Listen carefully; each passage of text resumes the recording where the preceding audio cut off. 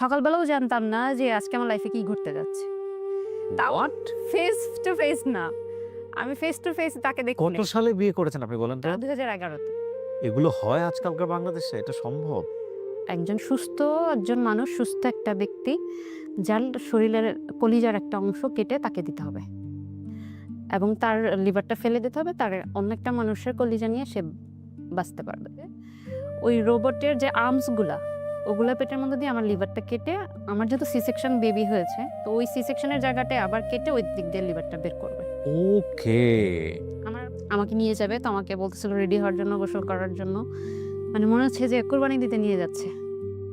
মানে গোসল করো, এটা করো, সেটা করো, নখ কাটতেছে, আমার চুল বেঁধে দিচ্ছে, আমাকে ড্রেস পরাচ্ছে। মানে মনে হচ্ছিল যে ফাঁসির আসামিকে যেভাবে নিয়ে যায়, আমার কাছে মনে হচ্ছিল যে আমার এখন মনে যা চলতেছে তাদেরও মনে হয় ওই রকমই লাগে। আমি জীবনের শত শত হাজার হাজার মানুষের গল্প ক্যামেরায় ধারণ করেছি, রেডিওতে ধারণ করেছি, টেলিভিশনে করেছি, বাট রাইট নাও আমি যে ফিলটা পাচ্ছি এইটা আমি কোনোদিন কোনো গল্পে পাইনি। আমার কাছে মনে হচ্ছে কি আমার 4টা পাশ ঘোলা হয়ে গেছে, ফাঁকা হয়ে গেছে। এই গল্পটা আজকে যারা শুনেছে, এখন পর্যন্ত যারা আছে, আমি জানি না তাদের এই অনুভূতিটা হচ্ছে কিনা। আমি আপনার অপারেশন থিয়েটার দেখতে পাচ্ছি এবং আপনি যে অপারেশন থিয়েটারে যাচ্ছেন সেটাও আমি দেখতে পাচ্ছি। এটা কোনো সিনেমাতে পোট্রে করা, মানে নাটকে পোট্রে করা, গল্পে পোট্রে করা সম্ভব না।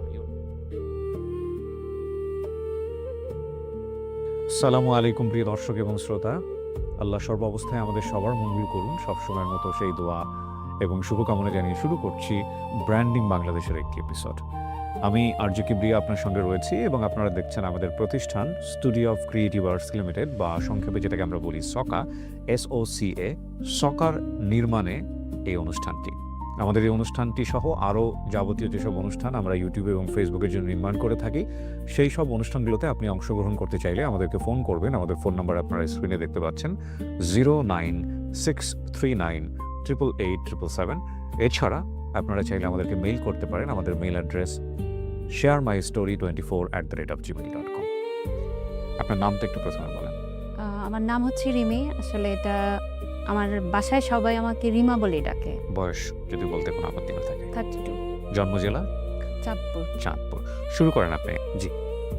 মানে আমার বেড়ে ওঠাটা একদমই গ্রামে, একদম প্রত্যন্ত গ্রাম, যেটা আমরা গ্রাম বলতে যেরকম বুঝি একদমই গ্রামে। মানে ছেলেরা যেমন হাডুডু খেলতেছে, কাবাডি খেলছে, ফুটবল খেলতেছে, ক্রিকেট খেলছে, আমারও সেম। আমি এমন কোনো খেলা নেই যেটা আমি পারি না। ক্রিকেট খেলতে পারি, ফুটবল খেলতে পারি, ব্যাডমিন্টন খেলতে পারি।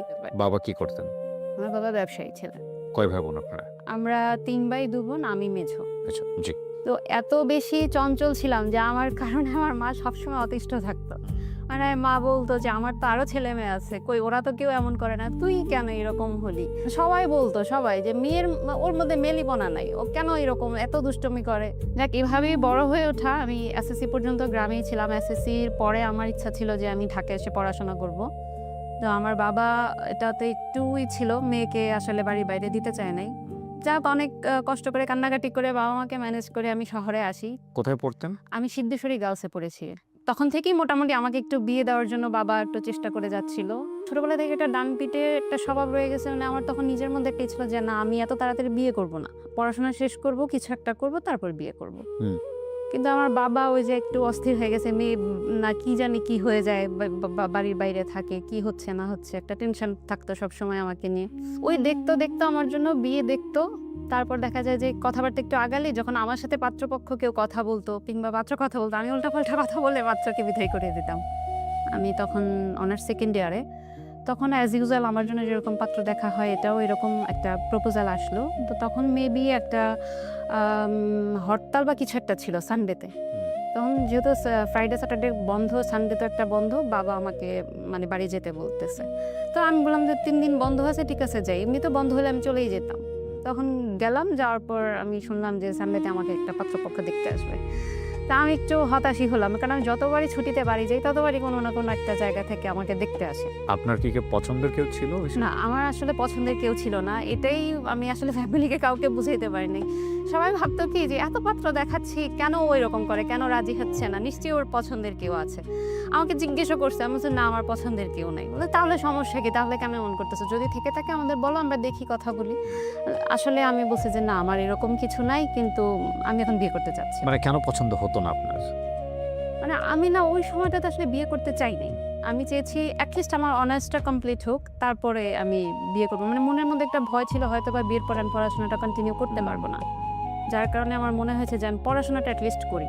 জি। আমি ক্যারিয়ার গড়ি বা না করি, আমি মানে অ্যাটলিস্ট আমার পড়াশোনাটা একটা পর্যায়ে আমি রেখে বিয়ে করতে চেয়েছি। তারপর আমার ক্যারিয়ার হোক বা না হোক সেখানে আমার কোনো আপত্তি নেই, কিন্তু আমি পড়াশোনাটা কমপ্লিট করতে চেয়েছি। পারফেক্ট। মানে এর মধ্যে আবার আমার বাবা মাও মোটামুটি একটা গ্যাঞ্জাম পাকায় ফেলছে। আমার মা চাচ্ছে না যে এখন এই অবস্থায় বা এখানে বিয়ে দেব, কিন্তু বাবা চাচ্ছে যে না আসুক দেই, মেয়ের বিয়ে দিব। বাবা খুব বেশি অস্থির ছিল বিয়ে দেওয়ার জন্য। তো মা আমাকে বলতেছে সকালে তোকে নিয়ে চলে যাও। মানে বাবা মা দুইজনে ঝগড়া লেগে গেছে, মা বিয়ে দিবে না কিন্তু বাবা দিবে। আমার বাবা চাচ্ছে পাত্রপক্ষ দেখতে আসুক, কিন্তু মা বলতেছে যে আমি সকালেই তোকে নিয়ে চলে যাব। বা আমাকে বলতেছে তুই চলে যা, তুই কেন আসলি। মানে এখন আমি কার কথা শুনবো, মারটা শুনবো না বাবারটা শুনবো? আমি পড়ে গেছি মাঝখানে। আমিও একটু কান্নাকাটি করেছি না, বাবা বলছে আচ্ছা দেখতে আসলে কি বিয়ে হয়ে যায় নাকি, দেখতে আসলে কি বিয়ে হয়ে গেছে, আসুক। হ্যাঁ পাত্রপক্ষ দেখতে চাচ্ছে, আসুক দেখুক। সকালবেলাও জানতাম না যে আজকে আমার লাইফে কি ঘটতে যাচ্ছে। তারপর যথারীতি দুপুরবেলা পাত্রপক্ষ আসছে, দেখছে, দেখার পর তারা আসলে তখন কাবিন করে ফেলতে চাচ্ছিল দেখার পরে। তখন তো এটা শুনে আমি আরো কান্নাকাটি, মানে কি বল। আপনি পাত্রকে দেখলেন ওই সময়টাতে যখন আগে তাকাইনি, আমি আসলেই তাকাইনি। সবার মাঝখানে যখন আমাকে নিয়েছে আমি একদম মাথা নিচু করে বসেছিলাম।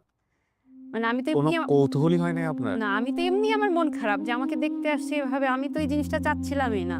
মানে এর আগেও যখন আমাকে না পাত্রপক্ষ দেখতে আসতো, আমাকে বলতো যে মানে আমাকে এমনভাবে প্রশ্ন করতো যে তুমি কি সিঙ্গেল ফ্যামিলি চাও না জয়েন্ট ফ্যামিলি চাও। তো আমি না মানে আমি টিক্সটা বুঝে ফেলতাম যে সে হয়তো চায় আমি তার বাবা মাকে নিয়ে থাকবো নাকি আলাদা থাকবো। তো আমি বলতাম কি আমি আলাদাই থাকতে পছন্দ করি, আমার একা থাকতে ভালো লাগে। তো এটা তো নিশ্চয়ই বিয়ের আগে কোনো ছেলে এটা অ্যাকসেপ্ট করবে না। তখন দেখা যেত যে ছেলেরা হয়তো বা এটার একটু নেগেটিভলি নিছে যে মেয়ে তো এরকম সংসারী না। সো বিয়েটা ভেঙে গেছে। হ্যাঁ বিয়েটা ভেঙে গেছে ওইভাবে। তারপর দেখা যায় যে আমি উল্টাপাল্টা অনেক কথা বলতাম। মানে পাত্রর সাথে আমাকে কথা বলতে দিলে আমি অনেক মানে এমনিতেও চঞ্চল ছিলাম। তারপরে কোনো ছেলে হয়তো বা এরকম মেয়ে চায় না যে এত চঞ্চল মেয়ে। ওই যে বাইরে একটু মিট করতে গেলে মানে অনেক চঞ্চলতা ছিল আমার মধ্যে, অনেক দুষ্টুমি করতাম, অনেক হাসাহাসি করতাম। মানে আমার মধ্যে লাজুক, মানে ওই যে মেয়ে বলতে যে জিনিসটা বোঝায় একটু লাজুক ভাব থাকবে, একটু চুপচাপ থাকবে, আমি ওরকম না। মানে অনেক বেশি কথা বলতাম করতাম। তখন দেখা যায় যে আমার এই চঞ্চলতার কারণে অনেকে ওই পর্যন্তই চলে গেছে, এরপরে আর কন্টিনিউ করেনি বা সামনের দিকে কথা আগায়নি। ওই দিনও ওইরকম, আমি তো একদমই চুপ করে বসেছিলাম। তো আমারও তখন মাথায় টার্গেট যে যেভাবে বিয়েটা আজকে ভেঙে দিতে হবে। পাত্রপক্ষের দুলাভাই যিনি ছিল উনি আমাকে মানে সূরা এটা সেটা জিজ্ঞেস করতেছিল কোরআন থেকে। তো আমি একটু অ্যাগ্রেসিভ হয়ে ওনাকে অ্যান্সার দিচ্ছি। আমি সূরা তো পারি, কিন্তু আমি তাকে সূরা না বলে আমি তাকে অ্যাগ্রেসিভলি অ্যান্সার দিচ্ছি। আপনারা তো জানেন যে আমি মাদ্রাসায় পড়িনি, আমাকে কেন এগুলো জিজ্ঞেস করছেন। মানে আমি চাচ্ছিলাম কোনো না কোনোভাবে বিয়েটা যেন ভেঙে যায়, আমি বিয়ে করতে চাই না। তারপরে দেখলাম যে না ভাঙছে না, তারা বলতেছে যে আজকে কাবিল করে ফেলবে। বিয়ে ভাঙছে না। হ্যাঁ তারপরে আমি এত মুড খারাপ করেছিলাম, তারপরেও তারা যেন কেন কিছু বুঝলো না যে আমি চাচ্ছি না বা কিছু। তারপরে আশায় ছিলাম যে হয়তো বা পাত্রপক্ষ আমার সাথে কথা বলবে বা পাত্র আমার সাথে নিজে কথা বলবে, সেটার আশায় ছিলাম। কিন্তু যখন দেখলাম যে আসলে ওইরকম কিছু না, তখন আমি নিজে থেকে বলছি, কাকে যেন বলছিলাম আমার মনে নেই এই মুহূর্তে, কাউকে আমার ফ্যামিলির কাউকে একজনকে আমি বলেছিলাম যে আমি ছেলের সাথে কথা বলতে চাই। তখন আমাকে বলছিল যে খায়া দেওয়ার কাজ নাই, আবার বিয়েটা ভাঙার যে। আপনার বাবা মাও বুঝে গেছে। হ্যাঁ কারণ আমি এর আগে অনেকগুলো এরকম করেছি। তো যাই হোক তখন বিয়েটা ওই দিন আমার বিয়ে হয়ে গেল। আপনি ছেলেকে দেখলেন কখন? আমি ছেলেকে দেখেছি সত্যি বলতে বিয়ের পরের দিন। তাও ফেস টু ফেস না, আমি ফেস টু ফেস তাকে দেখি। কত সালে বিয়ে করেছেন আপনি বলেন তো? 2011-তে। এগুলো হয় আজকালকার বাংলাদেশে? এটা সম্ভব? আমি তাও ফেস টু ফেস না, আমি তাকে কিভাবে দেখেছি মানে আমি আর সে পাশাপাশি বসে আছি, সে আমার পাশে বসা। তখন আমার ভাটি এসে ফোন একটা ছবি তুলছে আমাদের দুজনকে। তারপরে যখন আমি উঠে যে ছবিটা দেখছি, তখন আমি মোবাইলে আমাদের ছবি দেখছি। মানে এত বেশি সাসপেন্স ছিল, মানে আমি এত বেশি ছিলাম, মানে আমি তার ইভেন দো আমাদের মানে বিয়ের পরে যে আমাদেরকে থাকতে দিছে, আমি রাতে উঠে চলে গেছি রুম থেকে। মানে আমি তার তো একটা মানে এক্সপেকটেশন ছিল নিশ্চয়ই যে কেন এরকম করছে। ডেফিনেটলি হয়তো বা আপনি ছিল। কি বলে উঠে চলে গেছেন যে রুম থেকে? থাকো তুমি, আমি গেলাম এখানে। না এরকম কিছু না, আমি কোনো কথাই বলি নাই, আমি জাস্ট রুম থেকে বের হয়ে চলে আসছিলাম আমার মার কাছে। বাট উনি জিজ্ঞেস করেন আপনাকে যে তুমি রাজি ছিলা কিনা? না ওইরকম ও কিছু বলে, ও আসলে বুঝে উঠতে পারে নাই। মানে ও বলছে যে আমি এর আগে কখনো কোনো মেয়ে দেখি নাই, আমার এর আগে কখনো পাত্রী দেখা হয়নি, আমি এটাই প্রথম দেখেছি। আসলে কি বলতে হয় কি করতে হয় আমি সেটাও জানি না। ওকে, ফাইন। ওরও এরকম মানে ওর কোনো নলেজ বা কোনো কিছু ছিল না। ছিল না, কিছু ছিল না। ওকে। তারপরে হচ্ছে যে আপনি দেখলেন পাত্রকে দেখার পর আপনার অনুভূতি কি? আমার তো কোমরে আমার তখন মাথায় তখন এটাই ঘুরতেছে যেভাবে হোক বিয়েটা ভেঙে দিতে হবে। তখনও? তখনও। মানে আমি মেনেই নিতে পারতেছি না। কারণ আমি যখন শুনেছি যে আজকে আমার কাবিন, আমি এত কান্না করেছি, এত কান্না করেছি। মানে আমি পারি না, আমার বাসায় যারা মুরব্বি আছে আমি সবার পায়ে যেয়ে ধরি। ওহো! মানে সবাই আমাকে বুঝাচ্ছে, আমার কাজিনরা বুঝাচ্ছে, সবাই বুঝাচ্ছে। মানে একটা কি আমার বাবা শুনেছে যে ছেলের খোঁজখবর নিয়েছে যে ছেলেটা খুব ভালো। সবাই মানে এটাই সাপোর্ট দিয়েছে যে ছেলে অত্যন্ত ভালো। আপনি যদি বিয়ে এখানে দেন তাহলে শুধু ছেলেটার জন্যই দিতে পারেন। ছেলে খুবই ভালো। ছেলে তখন কি করতো পেশায়? ও একজন ইঞ্জিনিয়ার, তখন জব করত। ওকে। আর আপনি তখন আমি ইন্টারমিডিয়েট তখন পড়ছেন? Honours second year. Honours second ইয়ারে পড়ছেন। ওকে, ফাইন। আমি তো তখন একদিনের ছুটি থেকে আমি সোমবারে আবার ঢাকায় চলে আসবো। আমার তখন মেবি কোনো একটা এক্সাম ছিল। হুম। সোমবার ঢাকায় চলে আসবো। তখন আমি যথারীতি বিয়ের পরের দিনই আমি চলে আসি। বিকালবেলা না হয় কখন যেন আমি চলে আসি। আর চলে আসি বলতে ওই ছেলেও আমার সাথে আসছে। তখন আমার বোন ছিল ঢাকায়। আমি আমার বোনের বাসায় তখন থাকি। মানে আমার বোন, আমার তখন মানে আমার যে হাসব্যান্ড আমরা তখন একসাথে ঢাকায় চলে আসি। আসার পরে সে তখন থাকতো মিরপুরে। আমি থাকতাম খিলগাঁও এরিয়াতে। সে চলে যায় তার মতো তার বাসায়, আমি চলে যাই আমার বাসায়, মানে আমার বোনের বাসায়। তখনই মনে হয়েছে যে আমি বাঁচলাম। মানে এবার যেভাবেই হোক আর তার সাথে আমি আর দেখা করতে চাই না। তার সাথে যেন আমি আর এই সম্পর্ক কোনো কন্টিনিউ করবো না। মানে এভাবে কি নাকি বিয়ে হয় নাকি? মানে মাথায় তখন এটাই ঘুরতেছে যে এইভাবে কি বিয়ে হয় নাকি? তখন হচ্ছে কি মানে আমি ওর সাথে আমার যে হাজব্যান্ড ওয়াইফের যে সম্পর্ক, ওরকম কোনো সম্পর্কই ওর আর আমার মধ্যে ছিল না। আমি আসলে বিয়েটা করেছি, আমি যখন অনেক বেশি কান্নাকাটি করেছিলাম, বাবাকে ডাকলাম, মানে বাবাকেও বলতেছি যে যে আমাকে এইভাবে বিয়ে দিয়েন না। তখন বাবা বলতেছে যে যা কর তোমার ভালোর জন্যই করতেছি, তোমার ভালো হবে, তুমি সুখী হবা। তারপর যে এক পর্যায়ে মেনে নিয়েছিলাম, আচ্ছা ঠিক আছে এই ছেলেকেই বিয়ে করব, কিন্তু আপাতত এইভাবে না। মানে আমি ছেলেকে দেখিও নাই, মানে আমি চিনি না, একটা মানুষের সম্পর্কে কিছুই জানি না, আমি তাকে কিভাবে বিয়ে করব। তাহলে এইভাবে বিয়ে দেন না, তাহলে একটু পরে দেন, মানে কিছুদিন পরে দেন বা আগামী সপ্তাহে দেন।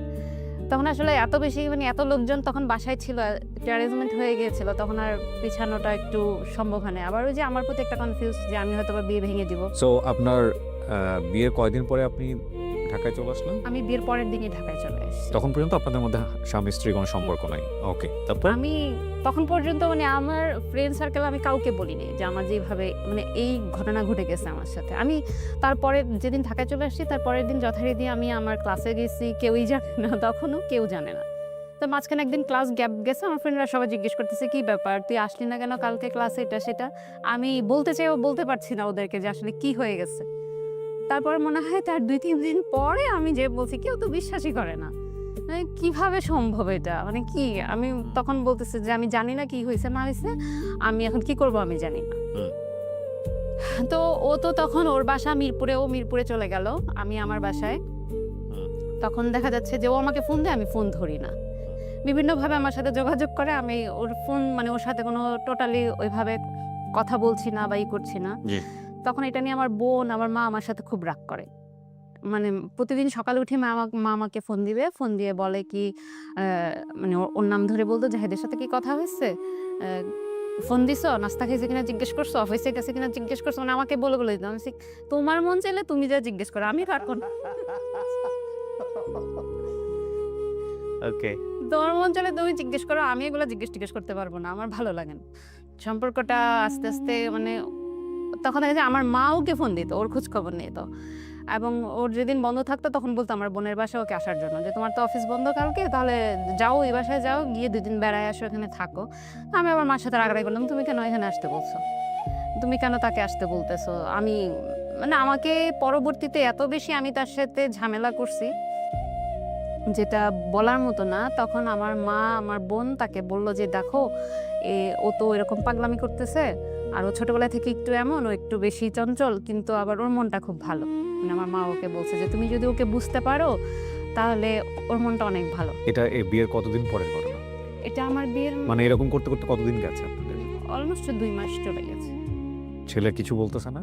না, ও কিছুই বলতেছে না। ছেলে যথেষ্ট ধৈর্যবাহী। ও কিছুই Definitely. বলতেছে না। তো আমার মা ওকে বলল যে তোমরা আলাদা থাকতেছো, তুমি কাজ করো, আপাতত তুমি একটা বাসা নাও। মানে তখনও আমি এখন তখনও ওর বাসায় যাইনি, যেহেতু আমার বিয়েটা হুট করে হয়ে গেছে। একটা অ্যারেঞ্জমেন্টের একটা ইচ্ছা ছিল যে পরবর্তীতে হয়তো একটা রিসেপশন হবে, কিন্তু ওই রিসেপশন হওয়ার আগে তখন আমার মা বলতেছে যে যখনকারটা হয় তখন দেখা যাবে, তুমি আগে একটা বাসা নাও, একসাথে থাকো, দেখো হয়তো আস্তে আস্তে ঠিকও হয়ে যেতে পারে, যেহেতু দূরে থাকো এমনিতেও একটু সমস্যা ঝামেলা এগুলাতে হয়। তখন সে একটা বাসা নিল এবং সে মিরপুরের বাসা ছেড়ে আমাদের এরিয়াতে চলে আসলো, মানে আমি আমার বোনের বাসার পাশে তখন সে একটা বাসা নিল। একদমই সিম্পল একটা বাসা আমি নিলাম। যেদিন মানে আমরা যে বাসাটা নিছি, ওর ওর ব্যাচেলর লাইফে ওর কিছু টুকটাক জিনিসপত্র ছিল ওগুলো, আর আমি একটা তোষক 2টা বালিশ নিয়ে আমি মোটামুটি একটা বাসা, মানে তখন আমার এটাই শান্তি ছিল যে আমার নিজের একটা বাসা হচ্ছে, আমার নিজের বাসা। তখন ওই বাসায় উঠি, তারপর তো তার সাথে আমার আরো বেশি গ্যাঞ্জাম শুরু হলো। মানে এখন মানে যদিও একসাথে থাকতেছে কিন্তু আমি তাকে দেখতেই পারতেছি না। তাকে সারাক্ষণ বলতেছি, তুমি কেন আমাকে বিয়ে করলা, তুমি কেন আমাকে বিয়ে করলা, তুমি বিয়ে না করলে তো আমার বাবা আমাকে বিয়ে দিত না, তোমারই সব দোষ, তোমারই সব দোষ, তুমি কেন আমাকে বিয়ে করলা। তখন সে আমাকে বলতো যে দেখো, যদি তোমার ভালো না লাগে তুমি তোমার মতো করে চলে যেতে পারো, আমি কখনোই তোমাকে নিয়ে কোনো বলবো না। যদি তুমি আমার দোষ দিয়েই চলে যাও, যে ছেলের সমস্যা বা আমার সাথে যত পারো আমাকে নিয়ে কথা বলো, আমার দোষ দিয়ে চলে যাও, আমি তোমাকে কখনোই ওইটা বলবো না যে তোমার দোষ আমি কখনোই দিব না, বা তুমি যে আমাকে ছেড়ে চলে গেছো বা ওইটা আমি কখনোই এই সমাজের কাছে কারো কাছে ও কি জিজ্ঞেস করতো আপনাকে যে কেন এরকম করছো, রিজনটা কি? হ্যাঁ, ও আমাকে জিজ্ঞেস করতো তোমার পছন্দের কেউ আছে কিনা, বা তুমি কেন এমন করছো। আমি তখন বলতাম যে আমি মানে ছোটবেলা থেকেই তো মানুষের মনে বিয়ে নিয়ে একটা অনেক বেশি ইচ্ছা, একটা স্বপ্ন থাকে। আমার যেরকম ইচ্ছা ছিল সেটা আমার হয় না, এই জন্য আমি এটা মেনে নিতে পারি। মেয়েদের মনে স্বপ্ন থাকে রাজকুমার, আর ছেলেদের মনে স্বপ্ন থাকে প্রিন্সেস। বাস্তবতা যে আসলে কি হওয়ার পরে বোঝা যায় যে আসলে তখন বয়সটাও আমার খুব একটা ওরকম, আমি তখন 19 বছর। বিয়েটাকে ফেয়ারি টেল বানিয়ে ফেলেছে আসলে এই বুর্জোয়া সংস্কৃতি। টু বি অনেস্ট, বিয়েটা আসলে এই জিনিসটা না। বিয়েটা ডেফিনেটলি আজকের এই গল্প যারা পুরোটা শুনবেন তারা বুঝতে পারবেন যে বিয়েটা আসলে কি, এবং it's a great chapter of life. এটা সম্পর্কে জেনে শুনেই সিদ্ধান্ত নেওয়া উচিত। এটাকে ফেয়ারি টেলের জায়গা থেকে সিদ্ধান্ত নেওয়া উচিত না। বহুবার বলেছি আমি বহু অনুষ্ঠানে, ডেফিনেটলি। তারপর তখন ও আমাকে বললো যে তোমার যদি ভালো না লাগে তাহলে তুমি তোমার মতো করে তুমি চলে যেতে পারো, কিন্তু আমি তোমাকে কখনোই ছাড়তে পারবো না। তো আমি আবার ওকে বলতাম, তুমি ছাড়ো আমাকে, তুই ছাড়বি, তুই কেন ছাড়বি না, তুই ছাড়, আমি ছাড় না। মানে রাগ উঠলে এরকমই করতাম যে আমি যদি ছেড়ে দিই আমার বাবা মা আমাকে জায়গা দিবে না, তুই ছাড়তে হবে, তুই আমাকে ছেড়ে দে, তাহলে আমি বাঁচি, তুই আমাকে ছেড়ে দে।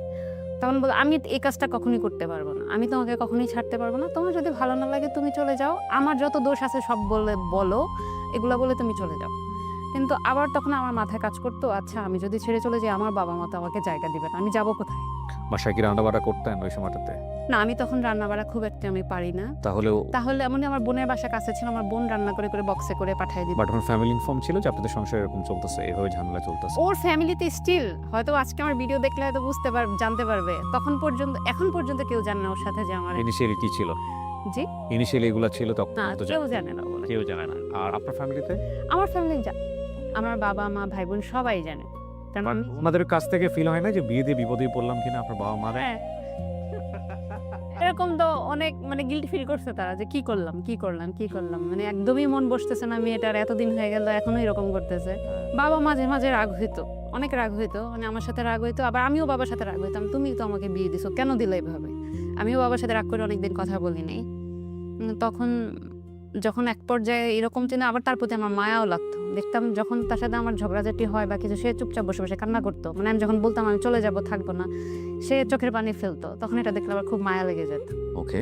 তারপর মা আমাকে একদিন বললো যে এখনো এরকম করতেছো, আর কি করব, অনেক তো চেষ্টা করলাম, অনেক বুঝাইলাম, আল্লাহর কাছে দোয়াও করলাম, কোনোটাই যেহেতু কিছু হচ্ছে না, তুমি করবাই না, তাহলে তো আর কিছু করার নাই, তুমি চলে আসো, কিন্তু এটা মাথায় রাখো তোমার বয়স কম, তোমাকে হয়তো আমরা আবার বিয়ে দিব। কিন্তু সেখানে যদি মানে আমি মানলাম জাহিদ খারাপ, সে অনেক খারাপ, ইভেন ভাইয়া বিশ্বাস করবেন না, আমি তার নামে বানায় এত খারাপ কথা বলতাম, নেগেটিভ কথা বলতাম, যে ও এরকম করে, ও ভালো না, হেন না তেন না, মানে ওকে যতভাবে নেগেটিভলি আমার বাসায় উপস্থাপন করা যায় আমি সেটাই করতাম। ওকে, শুধুমাত্র বিয়েটা ভাঙার জন্য? শুধুমাত্র তার সাথে আমি থাকবো না এই জন্য। তারপর মা আমাকে বললো যে ঠিক আছে তুমি চলে আসো, কিন্তু তুমি এটা মাথায় রেখো যে তোমাকে আমরা আবার বিয়ে দেব, কিন্তু সেটা যদি জাহিদের থেকেও খারাপ হয় তখন কি করবা, তখন মানুষ তোমাকে খারাপ বলবে, তুমি আর তখন তোমার আর কোনো উপায় থাকবে না। আর সুখ দেওয়ার মালিক আল্লাহ, তুমি যদি একটা মানুষের এরকম কষ্ট দাও মনের মধ্যে, আল্লাহ কখনই তোমাকে সুখ দিবে না, তুমি সুখে থাকতে পারবে না। তখন এই কথাগুলো মাথায় ঘুরতো। আবার সেও মন খারাপ করতো। তার দিকে তাকালেও মায়া লাগতো। যে আসলেই তো আমি যদি এটা করি আল্লাহ তো মনে হয় না আমাকে ক্ষমা করবে। আমি যদি পরবর্তীতে লাইফটাতে আমার আরো বেশি কষ্ট হয় তখন আমি কি করব?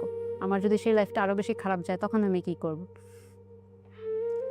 এরকম করতে, করতে আমাদের সংসারটার বয়স হচ্ছে সামনের দিকে আগাচ্ছে। তারপর আস্তে, আস্তে মনে হয় একটু বুঝতে শিখলাম। আস্তে, আস্তে একটু বুঝতেছি। তখন আমার মনে হলো যে আসলে আমি তখন মানে মনে হলো যে আমার বেবি নেওয়া উচিত। অলমোস্ট আমাদের ২ বছর হয়ে গেছে। ২ বছর এভাবেই চলেছে? ২ বছর এভাবেই চলেছে। তখন আমিই চাচ্ছিলাম কিন্তু আমার হাসব্যান্ড বলল, "তুমি তো নিজেই এখনো বাচ্চাদের মতো করো। তুমি তো নিজেই" আর বেবি নেওয়ার সিদ্ধান্ত নিলেন কেন হঠাৎ করে? মানে আমি চাচ্ছিলাম যে আমি সংসারটা করি আসলে। ও এক পর্যায়ে আপনি ডিসিশন নিয়েছেন সংসারটা করবেন। হ্যাঁ, সংসারটা করি যেহেতু আমার মন বসছে না, তাহলে হয়তোবা বেবি নিলে হয়তোবা আমি ঠিকও হয়ে যাব। হয়তো আমার সংসারের প্রতি একটা টান আসবে। ততক্ষণ পর্যন্ত জাহিদের প্রতি মানে আপনার হাসব্যান্ডের প্রতি কোনো ধরনের কোনো সফট কর্নার, মায়া, প্রেম এগুলো মায়া লাগতো কিন্তু কেমন যেন লাগতো। কখনো মায়া লাগতো খুব, আবার কখনো মনে হতো না ছেড়ে চলেই যাবো, ওই সংসার করব না। ওকে, এরকম একটা ওকে। ছিল। তারপরে আবার একটা সময় মনে হলো যে না, যেহেতু বাবা-মা বিয়ে দিয়েছে, আমার বাবাও মানে আমাদের এলাকায় একটু সম্মানী মানুষ, তাকে সবাই চিনে। আমি যদি এই কাজটা করি আমার বাবা-মা অনেক কষ্ট পাবে, আমার বাবা-মা অনেকের কথা শুনবে, মানুষের কথা শুনবে। আমার মনে হয় না এই কাজটা করলে এটা ভালো কিছু হবে। আর ওই যে মা বলছে যে সুখ দেওয়ার মালিক আল্লাহ, তুমি যদি পরবর্তীতে তোমাকে আমরা বিয়ে দিব, ওইটা যদি এর থেকেও খারাপ হয় তখন কি করবা?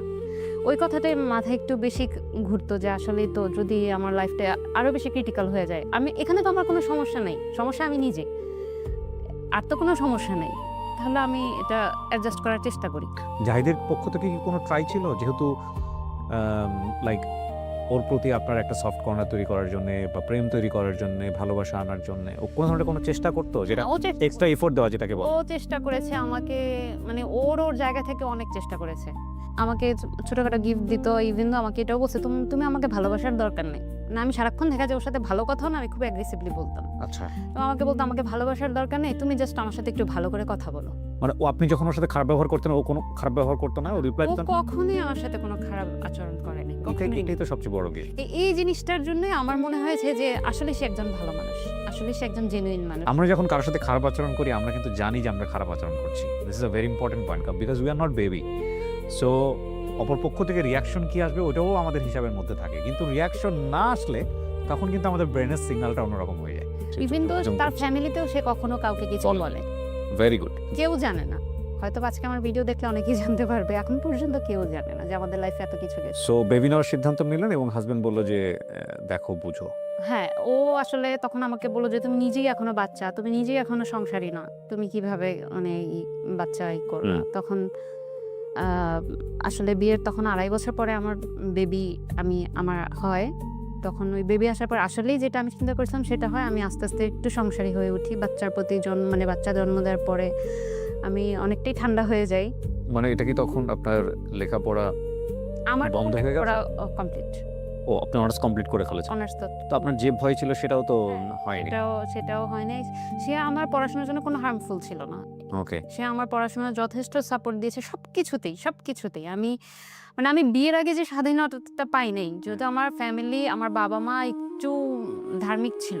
আমাকে মানে ছেলে বন্ধু তো দূরের কথা, আমার কখনো মেয়ে বন্ধুদের সাথেও আমার বাড়ির বাইরে যাওয়ার অনুমতি ছিল না।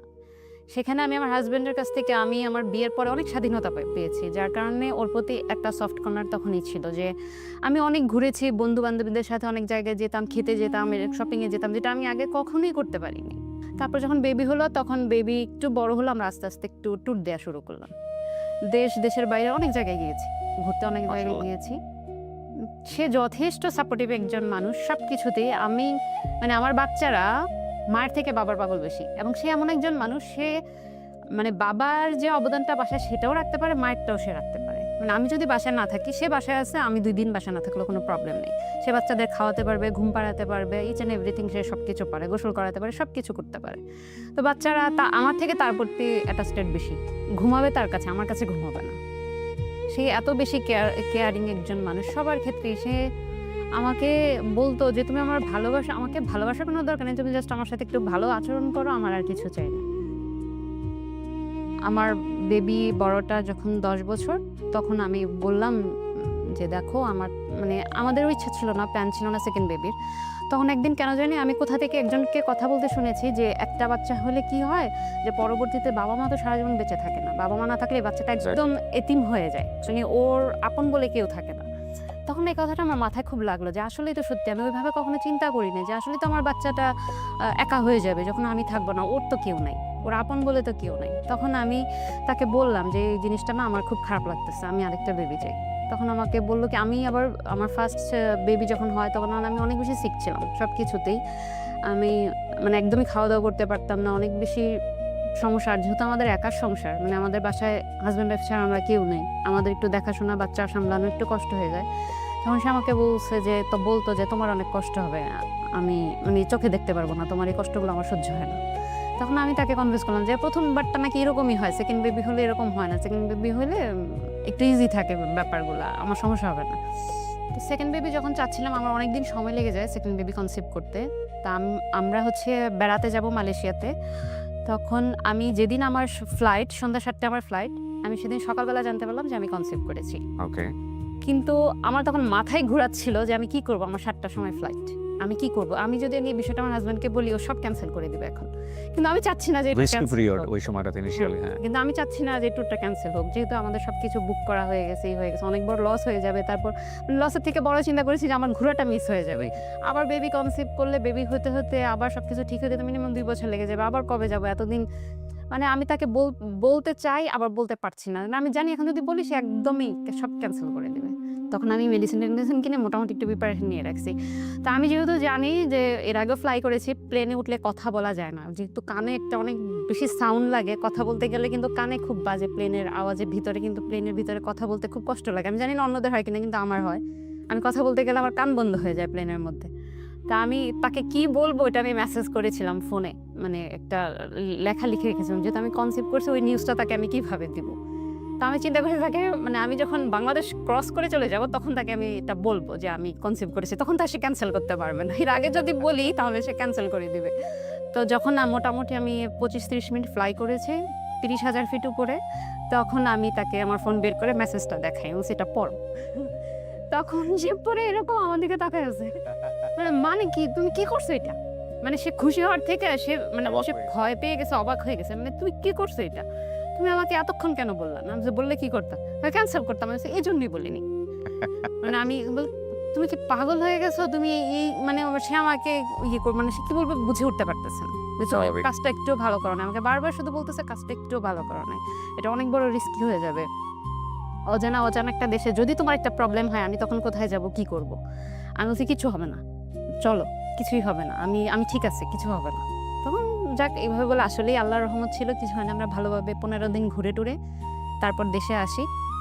আসার পরে তার কিছুদিন পর থেকে আস্তে আস্তে আমার হাজবেন্ড একটু অসুস্থতা ফিল করে, মানে ওর শারীরিক একটু দুর্বল। অসুস্থতা ফিল করার কথা আপনার ফিল করতেছে আপনার? হ্যাঁ এক্স্যাক্টলি, ও আমাকে এই কথাটাই বললো যে প্রেগনেন্ট তুমি, কিন্তু মনে হচ্ছে যেন আমি। ওকে। মানে যেহেতু আমি কনসিভ করি, আমার আস্তে আস্তে বেবি বড় হচ্ছে, আমার পেট বড় আপনার হচ্ছে। ফার্স্ট বেবির সাথে সেকেন্ড বেবির গ্যাপ কত? 10 বছর। ও ওকে। তখন মানে পেট বড় হবে আমার, কিন্তু পেট বড় হয়ে যাচ্ছে ওর। ওকে। মানে ও আমাকে এটা বলতেছে যে কি ব্যাপার, মানে দুষ্টুমি করতেছে আমার সাথে, যে প্রেগনেন্ট হবে কিন্তু মনে হচ্ছে যেন আমি। মানে ও ভাবতেছে যে ওর হয়তো বা বুড়ি বেড়ে যাচ্ছে। আমাকে বলতেছে, হ্যাঁ আমাকে বলতেছে তুমি আমাকে খাবার দাবার কমাই দিবে তো, ইদানিং খুব অস্বস্তি লাগে, হাঁসফাঁস লাগে, কেমন যেন লাগে, ভালো লাগে না, আমি মনে হয় একটু বেশি খাওয়া দাওয়া করতেছি। তা তখন তো আমি আমার নিজের দিকেই করে কুল পাই না, আমার নিজেরই শরীর ভালো লাগে না, আমি আর তার দিকে অত কেয়ার করি নাই। সে দেখা যায় সে তখন অফিসটাও খুব একটা বেশি সাপোর্ট দিতে পারছে না, সে অনেক বেশি উইক হয়ে যাচ্ছে, তার খুব খারাপ লাগে, সে দুর্বলতা ফিল করতেছে, আর প্রায় সময় হুটহাট জ্বর আসতেছে। ওকে। তো আমিও না তখন ওইভাবে আসলে কেয়ার করিনি যে হয়তো বা সিজন চেঞ্জ হচ্ছে, বাট সেটা নানানভাবে আমি তখন নিজের প্রতি, আমি তখন প্রেগনেন্ট, আমি ওর প্রতি ওইভাবে খেয়াল করতে পারিনি। তারপরে কি হয়, কদরের রাত রমজান মাসে আমি খেয়াল করলাম যে তার পাটা একটু ফুলা লাগছে আমার কাছে। এতদিন সে বলতেছে যে তার পেট ফুলা লাগতেছে। তো আমি দেখলাম যে তার পা ফুলা লাগতেছে আমার কাছে। তো আমি ওর পায়ের মধ্যে একটু চাপ দিলাম, দেখলাম আমার আঙ্গুল চলে যাচ্ছে, মানে দেবে যাচ্ছে, যেটা প্রেগনেন্ট মহিলাদের ক্ষেত্রে হয়, পায়ে পানি চলে আসে। আমি বললাম কি ব্যাপার, যেটা আমার হওয়ার কথা সেটা তোমার কেন হচ্ছে? তখন আমাকে বলতেছে যে জানি না, ইফতারের পরে পা ঝুলায় যে শুয়েছিলাম, মনে হয় ওই কারণে এরকম কিছু। এটা কেমন কথা? মানে পা ঝুলায় শুয়ে থাকলে পায়ের মধ্যে এরকম পানি চলে আসবে? তো আমিও আর ওইটাকে সিরিয়াসলি নিই নাই। যে তার পরের দিন আমরা গ্রামে চলে যাই ঈদের জন্য। ঈদ করতে গ্রামে চলে যাই। গ্রামে যাওয়ার পরে আমার মা, আমার ভাই ওরা মানে ওকে দেখেই একটু সন্দেহ করতেছে, "কি ব্যাপার? ও এরকম শুকায় গেছে কেন?" আমি বলছি, "রোজা রাখতেছে তো শুকাবেই।" এ বলছে, "না, এরকম তো আগে কখনো হয়নি। একদম গাল-টাল ভেঙে যাচ্ছে, শরীর পুরা ভেঙে যাচ্ছে। কেমন যেন দেখা যাচ্ছে। আবার ওর পাটা ফুলে আছে।" আমার মা আমার সাথে রাগ করতেছে, "তুমি এই অবস্থায় কেন আসলা বাড়িতে? এই অবস্থায় কেন আসলা? ওকে ডাক্তার না দেখায় কেন তুমি বাড়িতে আসলা?" তো আমিও আসলে তখন তাদের সবার এত সিরিয়াসনেস দেখে আমি একটু টেনশনে পড়ে গেলাম যে আসলে সামথিং রং। মানে কিছু একটা মনে হয় হচ্ছে। না হলে সবাই এত বেশি সিরিয়াস হচ্ছে। আর সে আমার মানে এর মাঝখানে একটা কথা বলি, আমার বাসায় আমার থেকে সবার পছন্দের ছিল সে। মানে কোন একটা কিছু নিয়ে বললে আমাকে বলতো কি, "হ্যাঁ, হইছে আমরা জানি তুমি কেমন।" না কখনোই আমার কমপ্লেইন তারা শুনে নাই। তারা এত বেশি তাকে পছন্দ করত সবাই। তারপর আমি আমার বাড়িতে ছিলাম, ও ওদের বাড়িতে চলে গেল ঈদের আগের দিন। আম তখন ওদের বাড়ি থেকে আমার ফোন আসলো। মানে আমার যা আমাকে ফোন দিচ্ছে যে, "জাহিদের এই অবস্থা, তুমি ডাক্তার না দেখায় কেন আসলা?" তখন আমি জানি না যে ওর যে বাড়িতে যে আরো বেশি অবস্থা খারাপ হয়ে গেছে। ওর তখন লুজ মোশন শুরু হয়ে গেছে এবং সে বিছানায় পড়া। ওহো! এবং শরীর আরো বেশি ফুলে যাচ্ছে সবকিছুতে। তখন আমাকে ভাবি বলতেছে যে, "এই অবস্থা, তুমি ডাক্তার না দেখায় কেন আসলা?" তা আমি বলতেছি, "ভাবি আমি তো এরকম কিছু বুঝি নাই। আচ্ছা দেখি তোরে ঈদ শেষ হলে তাহলে তাড়াতাড়ি চলে যাবো ঢাকায়।" তো রমজান মাস ঈদ শেষ হলেও তো সবকিছু আবার ওপেন হতে ১ সপ্তাহ ১০ দিন লেগে যায় সবকিছু মিলায়। তখন আমরা ঢাকায় আসলাম। ঈদের কিছুদিন পরে আসার পরে ওরই পরিচিত একজন ডাক্তার আছে। উনি হচ্ছে মেডিসিনের ডাক্তার। ওর কাছে গেল। উনার কাছে গেল। উনি ওকে দেখে হয়তোবা বুঝে ফেলছে মানে কি হতে পারে। তো উনি ওরে কিডনি আর লিভারের কিছু টেস্ট দিল।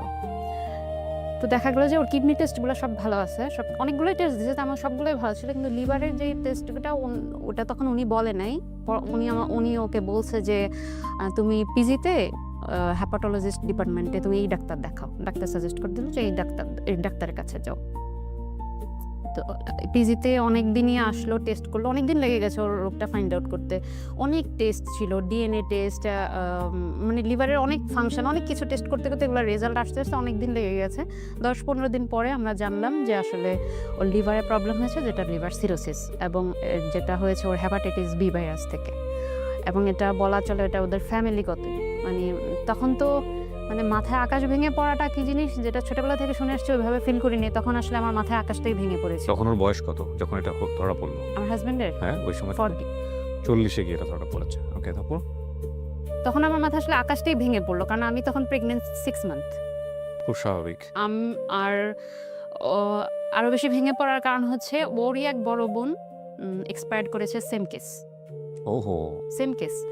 এবং ওই আপা উনি আমার বিয়ের আগেই মারা গেছে। উনি হচ্ছে ১ মাস সারভাইভ করেছে ও রোগ ফাইন্ড আউট করার পরে। ১ মাসের মধ্যে উনি এক্সপায়ার্ড হয়ে গেছে। যার কারণে আসলে আমার মাথায় তখন আকাশটাই ভেঙে পড়ছিল। আমি ঠিকমতো ঘুম নাই, কিছু নাই, এবং ওকে আমি কখনো বুঝতে দিতাম না যে আমি যে এত বেশি চিন্তা করছি বা এত কিছু করছি। এবং সারাটা রাত আমি নানান জায়গায় শুধু ঘাটাঘাটি করতাম যে এই রোগটা কেন হয়, এটা ট্রিটমেন্ট কি, এটা কি হচ্ছে। বিভিন্ন জায়গায় আর্টিকেলস, অনেক পড়াশোনা করেছি আমি এটা নিয়ে। মানে আমি তাকে দেখতেও দিতাম না। সে ঘুমাচ্ছে, আমি ওই প্রেগনেন্ট অবস্থায় সারা রাত বসে এগুলো নিয়ে ঘাটাঘাটি করছি যে আসলে এটা ট্রিটমেন্ট কি। আমি যদিও তখন পর্যন্ত জানি এটার আসলে তেমন কোনো ট্রিটমেন্ট নেই। কত সালের গল্প এটা? এটা ২০২৩। মাত্র ২ বছর আগের। তখন আমি জানি যে এটার কোনো ট্রিটমেন্ট ওই অর্থে নাই, এবং সেটা আমাদের বাংলাদেশে আসলেই নাই। আমাদের দেশে এখন পর্যন্ত লিভারের মানে ফাইনাল কোনো ট্রিটমেন্ট নাই, না শুধু মেডিসিনের উপরই আমাদের দেশে চলে এখন পর্যন্ত। তো যেহেতু এটা কিউরেবল না, এবং মেডিসিনেও যে আপনি ভালো থাকতে পারবেন সেটাও না। এটা যে কোনো সময় মেডিসিনেও, অনেক সময় মেডিসিন মানে কি যতদিন বেঁচে আছে জাস্ট মেডিসিনটা খেয়ে যেতে হবে, কিন্তু এটা যে কোনো সময় যে কোনো দুর্ঘটনা ঘটে যেতে পারে। এবং এই লিভার সিরোসিসের কারণে শরীরে বিভিন্ন ভেনগুলা অকেজো হয়ে যায় আস্তে আস্তে, এবং কিডনির উপর এফেক্ট করে, কিডনি ড্যামেজ হয়ে যায়, বিভিন্ন আস্তে আস্তে মানে একটা পর্যায়ে খারাপের দিকে চলে যায়। এবং সিরোসিসটা একটা সময় টিউমার থেকে ক্যান্সার হয়ে যায়, এবং এগুলো খুব দ্রুত হয়ে যায়। তখন আমার মাথায় শুধু কাজ করতেছিল যে আচ্ছা যা হয়েছে, কিন্তু এটা সমাধান কি। আমি শুধু সমাধান খুঁজতাম, যা হয়েছে, কেন হয়েছে, কি হয়েছে সেটা আমি যাব না, কিন্তু এটা আমার সমাধান করতে হবে। এটা সমাধান কি, এটা কিভাবে করা যায়, কোথায় আছে এটা সমাধান। শুধু ঘাটাঘাটি করছি, অনেক কিছু জেনেছি। তখন মানে আমার তখন এমন লাগতো যে আমার 6 মাসের বাচ্চা এটা কবে হবে, মানে আমি কবে রিলিজ পাবো, মানে আমি রিলিজ পেলে হয়তো বা আমি অনেক মানে কিছু একটা করতে পারবো। আমি নিজেই তখন ঘরবন্দি হয়েছি, আমি কোথাও যেতে পারছি না, কিছু করতে পারছি না। তখন আমার বাবা আমাকে বলছে তুমি ভেঙে পড়ো না, নিশ্চয়ই কোনো না কোনো সমাধান আছে, তুমি জামাইকে বলো ইন্ডিয়ার ভিসা করতে বলো, ইন্ডিয়াতে যেতে বলো, ওখানে গিয়ে দেখো কি হয়। তো আমার তখন তো ওর সাথে যাওয়ার মতো কেউ নাই, তখন আমার বাবাই ওকে নিয়ে যায় ইন্ডিয়াতে, আমার বাবা আর ও যায় ইন্ডিয়াতে। তখন আমি মেবি 7 মানে প্রেগনেন্ট। ওখানে ডাক্তার দেখানো তো ওনারা বললো যে এটা আসলে প্রাইমারি স্টেজে আছে, তবে এটার ট্রিটমেন্ট একটাই, লিভার ট্রান্সপ্লান্ট করতে হবে। মানে একজন মানুষ সুস্থ একটা ব্যক্তি যার শরীরের কলিজার একটা অংশ কেটে তাকে দিতে হবে এবং তার লিভারটা ফেলে দিতে হবে, তার অন্য একটা মানুষের কলিজা নিয়ে সে বাঁচতে পারবে। তখন আসলে কি করব বুঝে উঠতে পারতেছিলাম না, কিন্তু আমার মাথায় তখন এটা কাজ করতেছে, আচ্ছা ঠিক আছে এটা করলে এটা যেহেতু সমাধান এটাই করতে হবে। আমি নানান জনকে শুধু বলা শুরু করলাম, বাসার হেল্পিং হ্যান্ড থেকে শুরু করে পরিচিত যত লোকজন আছে আমি ডোনার খুঁজতেছি, যেমন লিভার ডোনার খুঁজতেছি। এবং ততক্ষণ পর্যন্ত আমি জানি, যেহেতু আমার হাজবেন্ডের ব্লাড গ্রুপ ছিল বি পজিটিভ, আমি জানি যে সেম ব্লাড লাগে। আসলে সেম ব্লাড লাগে না? না, আসলে সেম ব্লাড লাগে না বলতে কি, ও পজিটিভ যারা তারা হচ্ছে ইউনিভার্সাল ডোনার, তারা যে কাউকে সবকিছু ডোনেট করতে পারে। ওইটা তখন আমি ওই মুহূর্তে জানতাম না। ওকে। তা আমি শুধু বি পজিটিভ খুঁজতেছি সব জায়গায়, মানে আমার মাথায় তখন একটাই চিন্তা যে বি পজিটিভ একজন আমার লোক লাগবে। ওকে। আপনার এক্সপেরিয়েন্স কি হলো, মানে যে মানুষজনের কাছে গিয়ে যখন বলতেন লিভার দিবে কিনা? এটা তো সবাই হা হয়ে তাকায় থাকে, আমাকে উল্টা প্রশ্ন করতো, নানান প্রশ্ন করতো, লিভার মানুষ কিভাবে দেয়, এটা কিভাবে সম্ভব। আমাকে বলতো লিভার মানুষের কয়টা থাকে, একটাই থাকে। বলে একটা মানুষ লিভার দিলে তাহলে সে বাঁচবে কিভাবে? না, আমি তাদেরকে কোনোভাবে বুঝতে পারতাম না, কনভিন্স করতে পারতাম না, যেহেতু আমাদের দেশে লিভার ট্রান্সপ্লান্ট নাই, এখন পর্যন্ত করে নাই। দুই একটা হয়তো বা পরীক্ষামূলকভাবে হয়েছে, ওটা ওই পর্যন্তই। কিন্তু মানে আমি তারপরে যখন আমার বেবিটা হয়, সেকেন্ড বেবিটা হয়, হসপিটালে যেদিন হয় আমি সেদিন জানতে পারলাম যে আমার বাচ্চা ওর বাবার ব্লাড পাইছে বি পজিটিভ। আমার মাথায় তখন চিন্তা আসছে ও দিতে পারবে, মানে আমি এতটাই বেশি হয়ে গেছি, মাত্র বাচ্চাটা হয়েছে। ওকে, আমি হাসবো না কাঁদবো না, মানে ওনার ডেভোশনটা দেখেন, মানে ওনার বাচ্চা হয়েছে এটা নিয়ে চিন্তা ভাবনা নাই, বাচ্চার বি পজিটিভ, বাচ্চার লিভার কেটে সে বাবাকে দিয়ে দিবে। My goodness. মানে আমার তখন মাথায় আসতেছে যে ওর বি পজিটিভ, আল্লাহ শুক্রিয়া, মানে ও দিতে পারবে, ওর বাবাকে লিভার ও দিতে পারবে। আবার তখন মাথায় চিন্তা করতেছে, আচ্ছা ওর দিতে তো অনেক সময় লাগবে, ওর 18-19 বছর না হলে তো ও দিতে পারবে না, কিন্তু ততদিনে কি হবে, ততদিন কিভাবে থাকবে? রাস্তা দিয়ে মানুষজন হেঁটে যাচ্ছে, কোথাও বসে আছি, দেখিয়া তাকে, আচ্ছা এনার কি বি পজিটিভ, ইনি কি দিবে বললে, মানে চিনি না জানি না, মাথায় শুধু ওই একটা চিন্তাই আমার। ওই সময় আপনার হাজবেন্ড মানে জাহিদের অবস্থা কি ছিল? ও কি করতো, আপনাকে কি বোঝাইতো? ও কি মেন্টাল প্রিপারেশন নিয়ে ফেলছিল যে না দুনিয়া থেকে চলে যেতে হবে, নাকি ওর মধ্যে ও আসলে কি বলতো কি করতো, ও কখনোই, ও একটু চাপা স্বভাবের, সেটা যে কোনো বিষয় বলেন, কষ্ট বলেন বা আনন্দ বলেন, কোনো কিছুতে ও কখনো মানে ওইভাবে এক্সপ্রেস করতে পারে না। ও আসলে আমাকে তখন বলতো তুমি এত বেশি অস্থির হয়ে না, ট্রিটমেন্ট তো, আমি তো ওষুধ খাচ্ছি, আমি তো মেডিসিন খাচ্ছি, দেখি না কি হয়, তুমি এত অস্থির হচ্ছ কেন, যাক না কিছু সময় আরো, দেখি না একটু অস্থির কম হোক। এবং তাকেও সারাক্ষণ খোঁচাতে থাকতাম, এই তুমি তোমার পরিচিত লোকজনদেরকে বলছো তোমার যেমন ডোনার লাগবে, এরে বলছো ওরে বলছো, এরে বলো ওরে বলো, মানে আমি তাকে সারাক্ষণ করতাম, সবাইকে বলো, সবাইকে দেখো, যদি ডোনার পাওয়া যায়। ডাক্তার কি টাইম বলে দিয়েছিল যে এই কয়েক না, বছর? ডাক্তার আসলে ওইভাবে বলেনি, যেহেতু ওর প্রাইমারি স্টেজ ছিল। অনেকের হয়তো বা অনেক সিরিয়াস স্টেজ থাকলে তখন বলে যে 3 মাস বা 6 মাসের মধ্যে ট্রান্সপ্লান্ট করতে। তো আপনার হাজবেন্ড তখন কি একদম ফুললি বাসায় বসা, নাকি চাকরি বাকরি করছে? এর মধ্যেও করছে? হ্যাঁ, অফিস করছে। জি। এমনিতে ওর ফিজিক্যালি কোনো প্রবলেম ছিল না, শুধু একটু উইকনেস ছিল, তবে ওর অনেক রেস্ট্রিকশন ছিল। তখন দেখা যাচ্ছে ও 24 ঘন্টা 1 লিটার পানি খেতে পারবে এবং খাবারের মধ্যে অনলি 2 গ্রাম লবণ খেতে পারবে, মানে লবণ একদম কম। লবণ একদমই 2 গ্রাম মানে 1 চিমটি পরিমাণ। তখন দেখা যায় লবণ ছাড়াই রান্না করতেছি, আমরা লবণ আলাদা করে নিয়ে খাচ্ছি, সে লবণ ছাড়াই খাচ্ছে। এবং 1 লিটার পানি, একটা মানুষ 1 লিটার পানি খেয়ে কিভাবে থাকে, যেই গরম আমাদের দেশে, গরমের সময়, তখন তো পুরো এই সামার সিজন, সারা দিনে 1 লিটার পানি, 24 ঘন্টা 1 লিটার পানি। ওকে। মানে সে ওষুধের মতো করে পানি খেতে, টিপ টিপ টিপ টিপ করে শুধু গলা ভিজায়, কারণ ওর যেহেতু সিমটমই ছিল শরীরে পানি চলে আসা, পায়ে পানি, পেটে পানি, ওর পানিটা এবজর্ব করতো না, তো ওর এই জন্য পানির উপর লিমিটেশন ছিল এবং লবণের লিমিটেশন ছিল। মানে ওর যে পানি খাওয়ার আকুতিটা সব সময় করতো, মানে অফিস থেকে বাসায় যখন যেত, বাসায় যাওয়ার যে পথ, জ্যামে, গরমে, বাসায় যে একটু মন ভরে সে 1 গ্লাস পানি খাবে, এই জিনিসটা খাওয়ার জন্য যে আকুতি করতো, ওই জিনিসটা আমার খুব কষ্ট লাগতো, যে একটা মানুষ পানি খেতে পারছে না, এত কষ্ট লাগতো। তখন আমি বলতাম কি, আচ্ছা তুমি একটু নরমাল পানি আর একটু ফ্রিজের পানি মিক্সড করে খাও, তাহলে একটু ঠান্ডা খেলে তো তৃষ্ণাটা কমবে। তখন ঠান্ডাও খেতে পারতো না, মানে ওর ঠান্ডা লেগে যেত।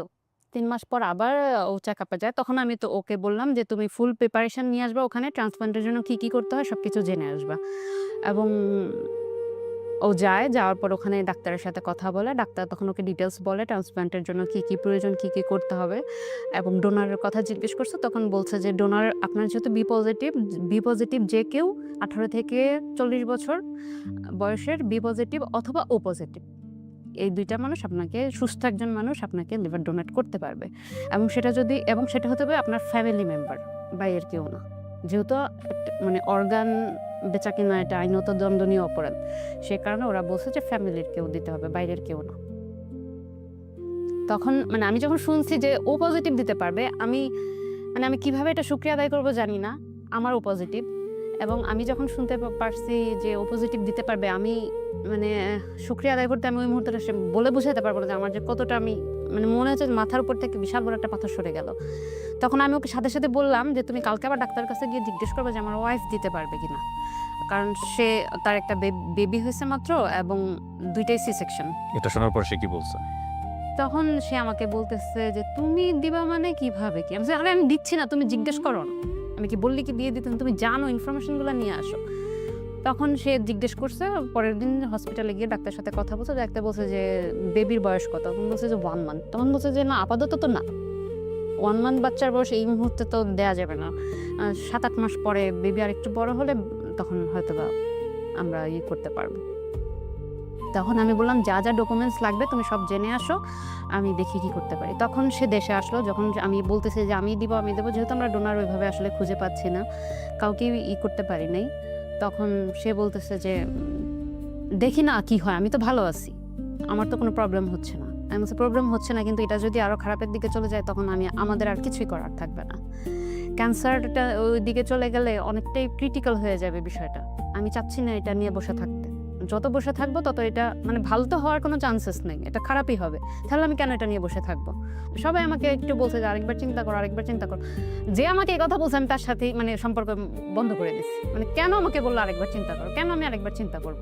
কেন আমি আরেকবার চিন্তা করব? এই কথা কেন আপনি আরেকবার চিন্তা করবেন না? এই প্রশ্নটা আমি করি আপনাকে। আমি শুধু ওই লাইনটা আপনার মাথায় নিচ্ছি। সেটা হচ্ছে, আপনি যখন কনফার্ম হয়ে গেলেন যে না আপনি দিতে পারবেন, তখন আপনি বলছেন যে আমি একটু হাঁপ ছেড়ে বাঁচলাম, এবং আপনি বলছেন যে আমি রিল্যাক্স হয়ে গেলাম, টেনশন ফ্রি হয়ে গেলাম। স্বভাবতই সম্পর্কটা অসাধারণ নিঃসন্দেহে। কিন্তু হয় না, অনেকেই তো টেনশনে পড়ে যাওয়ার কথা। না, আমার হাসব্যান্ড খুঁজে পাচ্ছে না কোথাও থেকে, শেষ পর্যন্ত এবার আমার কাছেই আসবে। মানে সম্পর্কটা এরকম দিকেও তো যাওয়ার সম্ভাবনা থাকে। এবং ওয়াইফ না, আমি বলি ওয়াইফ এবং হাজব্যান্ডের কেউ যদি ওই মুহূর্তে রাজি না হয়, একটা হচ্ছে যে স্বতঃস্ফূর্তভাবে আপনি রাজি হয়ে গেছেন বা আপনি চিন্তা করছেন, সেটা ফাইন। কিন্তু রাজি না হয়ে গেলে আমরা একটু মুদ্রার ওপিটটাও একটু ভাবার চেষ্টা করছি। ডোনার কোথাও পাওয়া যাচ্ছে না, এবং হাজব্যান্ড ওয়াইফের উপরেই ডিপেন্ডেন্ট, এবং ওয়াইফ কোনোভাবেই সে রাজি হচ্ছে না, কনভিন্স করতে হচ্ছে তাকে। কনভিন্স করতে হচ্ছে তাকে। মানে রাজি না হলে তখন পরিস্থিতিটা কি অবস্থা দাঁড়ায়? মানে এই সংসারটা কি আদৌ টিকবে বা টিকবে কিনা? আর রাজি যে হচ্ছে না সেটার পেছনেও তো অনেক বেশি যুক্তি থাকতে পারে। সে ভয় পেতে পারে। পৃথিবীতে তো মানুষ সবচেয়ে নিজেকেই বেশি ভালোবাসে। সেটাও তো যুক্তির বাইরে কোনো কিছু না।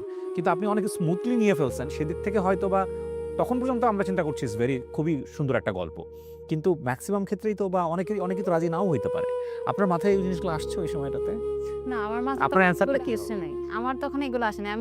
আমার যেহেতু ছোট, ছোট বাচ্চা, আমি চাইনি ওদের লাইফটা নষ্ট হয়ে যাক।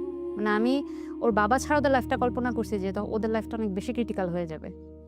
ওদের লাইফটা একদমই ক্রিটিক্যাল হয়ে যাবে, যে ওর বাবা ওদের সাথে এত বেশি অ্যাটাচড, ওরা ওর বাবার প্রতি এত বেশি পাগল। আমি চাইনি ওদের এই লাইফটা, ওদের এই বন্ডিংটা নষ্ট হয়ে যাক। আর আমি আমার লাইফটাও চিন্তা করেছি যে হাজব্যান্ড ছাড়া একটা মেয়ের লাইফ, মানে আমার বিধবা শব্দটা আমি চাই নাই আমার লাইফে। আমি এই শব্দটা আমার লাইফে নিতে চাই নাই। আমিও চাই না আমার বাচ্চারা মানে বাবা মা নাই এই শব্দটা নিয়ে বাঁচুক। যার কারণে আমি অন্য আর কোনো কিছুই চিন্তা করি নাই, কোনো কিছুই ভাবি নাই, কোনো কিছুই মাথায় আসে নাই।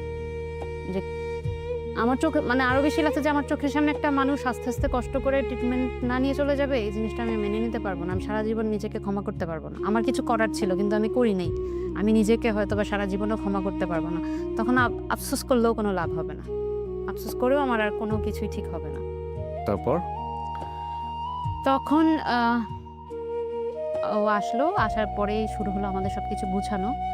তখন মেবি মার্চ মাস ছিল 2024 সালের। ও তারপরে যখন আবার চেক আপের থেকে আসলো, তখন আসলে অনেক বেশি আইনি প্রসেস ছিল। ট্রান্সপ্ল্যান্টের জন্য যে এত কিছু করতে হয়, এত কিছু করতে হয়, যেটা আমাদের জানাই ছিল না একদমই। মানে আমাদের প্রথম সিভিল সার্জন থেকে একটা পারমিশন নিতে হয়েছে, এবং সিভিল সার্জন থেকে সেটা আইন মন্ত্রণালয়ে গেছে, আইন মন্ত্রণালয় থেকে আইন মন্ত্রণালয় থেকে একটা পারমিশন নিতে হয়েছে, তারপর সেটা ফরেন মিনিস্ট্রি থেকে একটা পারমিশন নিতে হয়েছে, এবং সেটা চিফ জুডিশিয়াল ম্যাজিস্ট্রেটের কাছে আমাদের একদম আসামের মতো কাঠগড়ায় দাঁড়ায়ও তার ওখান থেকে দাঁড়ায় আমাদেরকে পারমিশন আনতে হয়েছে। এই পারমিশনটা নিয়ে গিয়ে আপনাকে ইন্ডিয়াতে হাসপাতালে জমা দিতে হয়, হ্যাঁ, আদারওয়াইজ ওরা করবে না।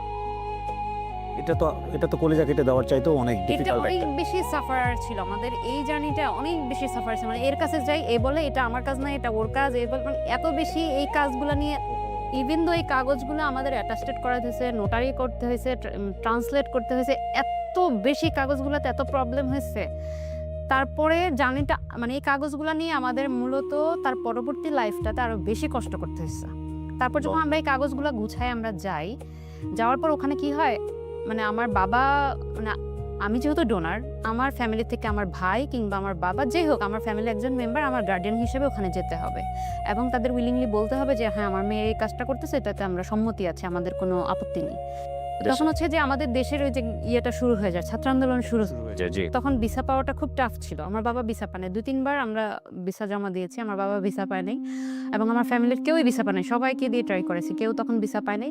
তো যার কারণে আমাদের পরবর্তী ট্রিটমেন্টটা অনেক বেশি জটিল হয়ে গেছে, আমার ফ্যামিলি থেকে কেউ যেতে পারছে না সেজন্য। ট্রিটমেন্টের কথা বাদ দেন, কিন্তু আপনার নিজের স্কুলিং কি ছিল? আপনি কি জানতেন যে আপনার শরীরের ভিতর থেকে একটা অংশ যে কেটে দেওয়া হবে? হ্যাঁ, নিজে কি বোঝাচ্ছিলেন ওই সময়? আমি তো তখন স্বয়ং ভয় পান? মানে শুধু ভয় না, মানে আমি সব দেখতেছি যে আমার ওই মুহূর্তটা কখন আসবে, ওই অপারেশনের ডেটটা কবে আসবে।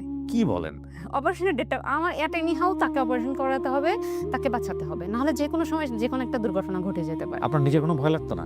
না, আমি সত্যিকার অর্থে আমি কোনো ভয় পাইনি। যদি আমি সত্যি বলি, একদমই সত্যি আমার কোনো ভয় লাগেনি। আপনি তো মারাও যেতে পারতেন। হ্যাঁ, যেতে পারতাম, কারণ আমাকে যখন বনসেন নিচে, এটা আমার 15 থেকে 16টা ছিল, কি বলে, একদম ফার্স্ট পরে সাইন করতে একদম ফার্স্ট লাইনে ছিল যে আমার লাইফ রিস্ক আছে। আমি তো জেনে শুনেই গেছি, এবং আমি তো নিজেই অনেক বেশি ঘাটাঘাটি করছি এগুলো নিয়ে। আমি তো সেখানে এটাও জেনেছি যে আপনি বলছিলেন যে আপনার হাজবেন্ড যদি বেঁচে না থাকে তাহলে তার বাচ্চাদের কি হবে, বা আপনি বিধবা হবেন, এটা সহ্য করতে পারেন না। কিন্তু এই অপারেশন করতে গিয়ে আপনারা দুজনেই তো সাফারার হতে পারতেন। হ্যাঁ, হয়তো আমাদের চোখের সামনে তো ওখানে অনেক হয়েছে। এই চিন্তাগুলো কি আসছে মাথায় কখনো? না, এটা আমার আসে না। ইভেন আমি স্বপ্নেও দেখতাম যে আমাদের সার্জারি হচ্ছে, আমি যে মাথায় ওই একটা চিন্তায়, এবং আমি ডাক্তারকে বলছি, হিন্দিতে বলছি, মেরে হাজবেন্ড বিলকুল ঠিক হয়ে যায়গে কে। মানে আমার স্বপ্নেও আমি ওইগুলা দেখতাম, মানে আমার সার্জারি হচ্ছে, আমি সার্জারি রুমে আছি, এরকম স্বপ্নেও আমি দেখতাম। তো যাই হোক, আমি 2024 জুনের 18 তারিখে আমরা ইন্ডিয়াতে চলে যাই। আমার সেকেন্ড বেবির বয়স তখন 11 মাস। ওদেরকে রেখে গেলেন না নিয়ে গেলেন?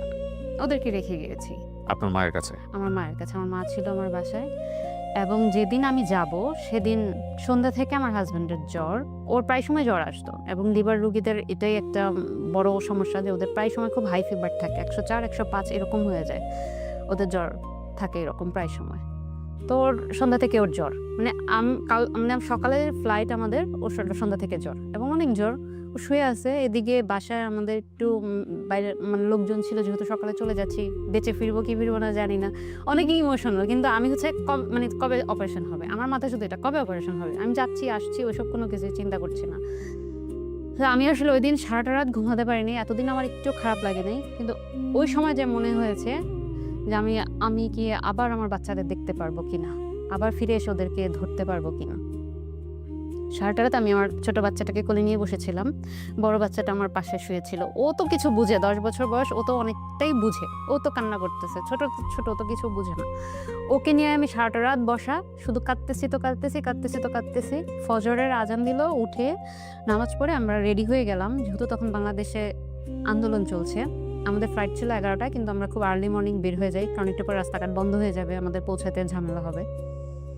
তো আমি তখন বাচ্চাটাকে যখন আমি দেই, আমি গাড়িতে উঠবো, আমার মনে হয় যে আমি ওখানেই নেই, কলিজা তো তখনই কেটে ফেলেছি। মানে আমার তখন এরকম লাগছে যে আমার কোলের বাচ্চা, আমার দুধের শিশু আমি রেখে চলে যাচ্ছি। আমি জানি না আবার ফিরে আসতে পারবো কিনা। আমি জানি না ওদের ভাগ্যে কি আছে। আমি জানি না আমার কি হবে, ওদের কি হবে।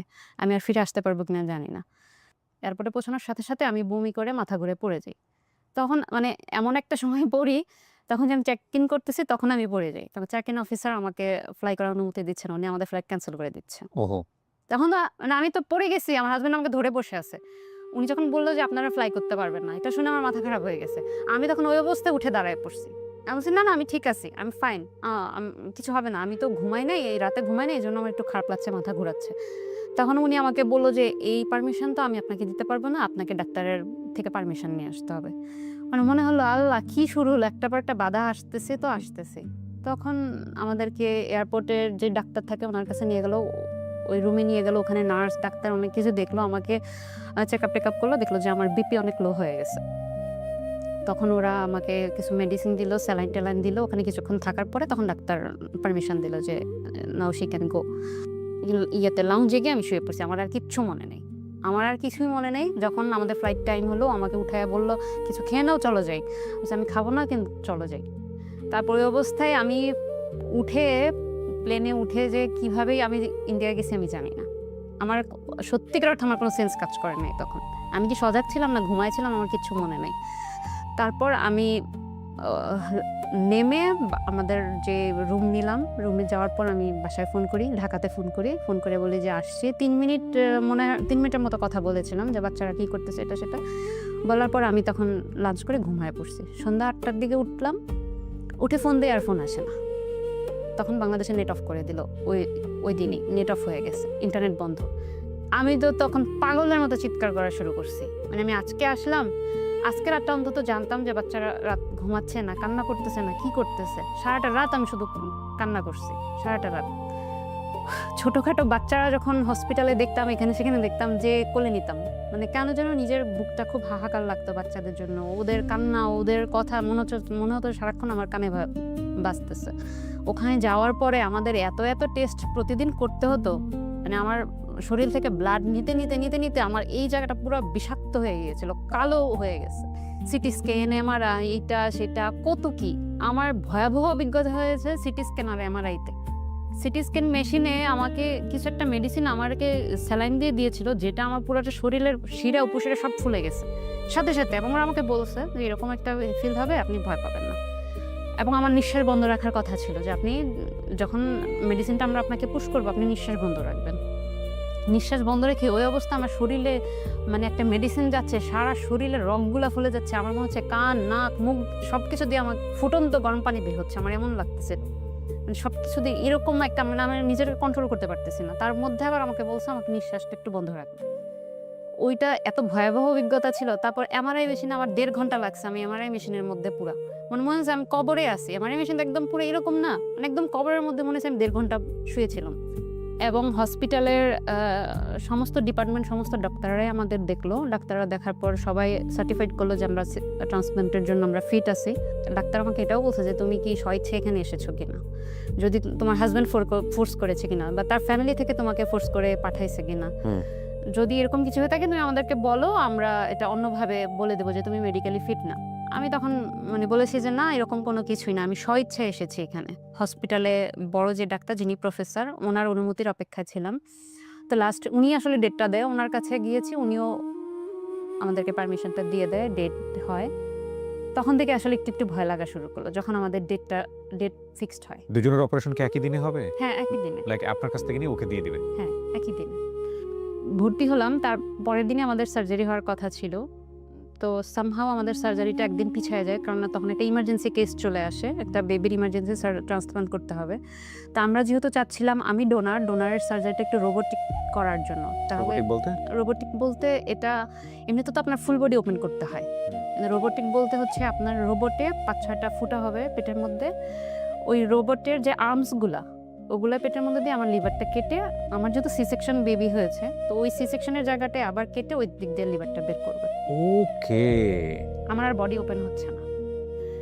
তো আমার এই টেকনোলজি আছে? হ্যাঁ, আছে। তো আমার মেডিকেল সায়েন্স নিয়ে শো করার ইচ্ছা আছে। আমি আসলে অনেক কিছু করার ইচ্ছা করি, টু বি অনেস্ট আপনাদেরকে বলি। আমার মাথার মধ্যে প্রতিদিনই ২-৩টা করে আইডিয়া আসে, কিন্তু আমার সময়ের অভাবে করা হয় না। আফসোস। মানে আমার যদি এরকম হতো যে মানুষজন এআই এর যুগে বসে চলে যাচ্ছে না, আমি যদি এরকম হতো যে কমেন্ট দিয়ে আমার মতো 2-3টা ভার্সন বানায় ফেলতে পারি, তাহলে আপনি দেখতেন যে আমি কত রকমের টক শো করতেছি বাংলাদেশে। ওকে, তারপর তো যখন আমরা ওখানে যাওয়ার পর ডাক্তার আমাদের সার্জারি সম্পর্কে সবই ডিটেলস দিয়েছে, যে আপনি ওপেন করতে হলে আপনাদের এরকম বাজেট থাকতে হবে, এটা সেটা অনেক কিছু আমাদের দিয়েছে। এবং যদি আপনি রোবোটিক করেন আপনার বাজেটটা এরকম হবে, এবং আপনি যদি রোবোটিক করেন আপনি খুব আর্লি রিকভারি করতে পারবেন, এবং এটা রিস্ক অনেক কম। তো যখন আমার হাজবেন্ড এটা শুনছে, ও তো শুরু থেকেই বলতেছে তাহলে তোমাকে রোবোটিকই করাবো, তোমাকে রোবোটিক করাবো। আপনার হাজবেন্ডটাকে রোবোটিক করা যায়? না, তোর কাটতেই হবে। রোবোটিক করেন, যেহেতু ওর লিভারটা বের করে ফেলবে, ওর তো পুরোটাই বের করে ফেলবে, ওটা তো আর রোবোটিকে করা সম্ভব না। মানে পুরোটাই ফেলে দিবে? পুরোটাই ফেলে দিবে। ওকে, ওরটা তো পুরোটাই ড্যামেজ। আপনার কাছ থেকে কত পার্সেন্ট নিবে? আমার কাছ থেকে 60%। 60%? তখন আমাকে বলেছিল আমাকে 30 থেকে 60, মানে তখন এক্সাক্ট আমাকে অপারেশনের আগে বলা হয়নি কত টিক নেবে, কিন্তু আপ টু 60%, কিন্তু আমাকে একদম আপ টুটাই নিয়েছে। 60%ই নিয়েছে? তো কালকে আমার সার্জারি, আমি স্টিল রাতে 12টা-1টা পর্যন্ত, আমাদের দুজনের রুম আলাদা ছিল, মানে অপোজিটই আমার রুমটা ছিল, এই পাশে ওর রুমটা ছিল। আমি ওর রুমে বসেছিলাম, ওর সাথে দুষ্টুমি করতেছি, হাসতেছি, করতেছি। তখন আমি আমার রুমে চলে যাই, মানে ডাক্তার আসলো, আমাকে কিছু মেডিসিন দিল খাওয়ার জন্য। ডাক্তার এসে আমাকে আমার রুমে ডেকে নিয়ে গেল। তো ওখানে আমি মেডিসিন খেয়ে আমি ওই রুমে, যদিও আমি ঘুমাই নেই, কিন্তু তার রুমে আমি আর আসতেছি না, যে সে তো যদি ঘুমায় থাকে আমি গেলে মানে উঠে যাবে, আমি এই ভয়ে তার রুমে আসতেছি না, যে আমি যদি দরজাটা খুলি তখন হয়তো সে উঠে যাবে, সে ঘুমাক, সকালে সার্জারি, আমি না ঘুমাই, কিন্তু তার ঘুমে যেন ডিস্টার্ব না হয়।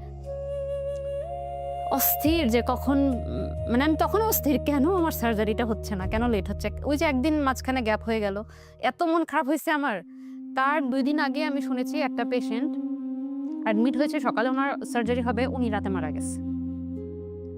বিকালে অ্যাডমিট হয়েছে, রাতে পেশেন্টটা মারা গেছে হসপিটালে, সকালে ওনার সার্জারি হওয়ার কথা ছিল। এত ভয় লাগতো এগুলো দেখে মনের মধ্যে। আবার তার মধ্যে আমাদের একদিন পিছায় গেছে। তখন আমি রাত্রেবেলা যখন মোটামুটি 4:30-5টা বাজে, আমি রুম থেকে বের হয়ে এখানে সেখানে হাঁটতেছি, ঘুরতেছি, কাউকে দেখতেছি না কেন, কোনো ডাক্তার আসছে না কেন, কোনো নার্স নেই কেন, নার্স স্টেশনে যাচ্ছে, কি ব্যাপার, নার্সরা সব কোথায় গেলো, আমাকে নেয় না কেন। বা আমি আমার হাজব্যান্ডের রুমের আশেপাশে দিয়ে ঘুরতেছি, ভাবতেছি সে হয়তো ঘুমাচ্ছে, যাক আমি না যাই, আমি গেলে সে উঠে যাবে, ডিস্টার্ব হবে। তখন আমি একটা পর্যায়ে তার রুমে উকি দিয়ে দেখি সে বসে আছে। তখন আমি বললাম, কি ব্যাপার, তুমি ঘুমাও নাই? বলে না। ও আচ্ছা, ঠিক আছে, তাহলে কেউ যে আসে না, আমাকে নেয় না কেন? তখন ও বলতেছে কি, কেন কেউ নাই ওদিকে? আমি কাউকেই দেখতে পাচ্ছি না, প্রায় 5টার কাছাকাছি বেজে যাচ্ছে, কেউই আসতেছে না, কিছুই বলতেছে না। সার্জারি কি আজকেও ক্যান্সেল হবে? মানে আমার মনের মধ্যে ভয় সার্জারি কি ক্যান্সেল হয়ে যায় নাকি, আবার কোনোভাবে যেন সার্জারিটা আজকে অন্তত ক্যান্সেল না হয়। এটা বলে আমি তার রুম থেকে চলে আসি, এবং ওই যে তার আগের দিন রাতে তার রুমে বসে গল্প করে দুষ্টামি করে আসছি। আমি তাকে ফান করে বলি যে এর আগে তো আমাকে নিয়ে অনেক কমপ্লেন করছো আমার মায়ের কাছে, আমি এটা করছি সেটা করছি বিয়ের শুরু থেকে, এখন না হয় একটু প্রশংসা করে ফোন দিয়ে, এখন না হয় একটু বলো, তাহলে তো তারা একটু শান্তি পাবে। সারা জীবন তো আমার নামে কমপ্লেনই দিছো, এখন না হয় একটু বলো। তখন সে আমাকে বললো কি তোমার বলতে হবে? তোমার সামনে কি আর তোমার কথা বলি? আমি তোমার কথা অনেক আগেও বলছি, তোমার মাকে জিজ্ঞেস করে দেখো, আমার কোনো কমপ্লেন নেই তোমার বিরুদ্ধে। তখন আমি আসলে তার রুম থেকে চলে আসি। আসার পরে তারপর আবার আমি কিছুক্ষণ পরে তার রুমে যাই। কি ব্যাপার, তুমি দেখলাম আমি সজাগ, তাহলে তুমি আমার রুমে আসলা না কেন? মানে তখন ঝগড়া লেগে গেছি।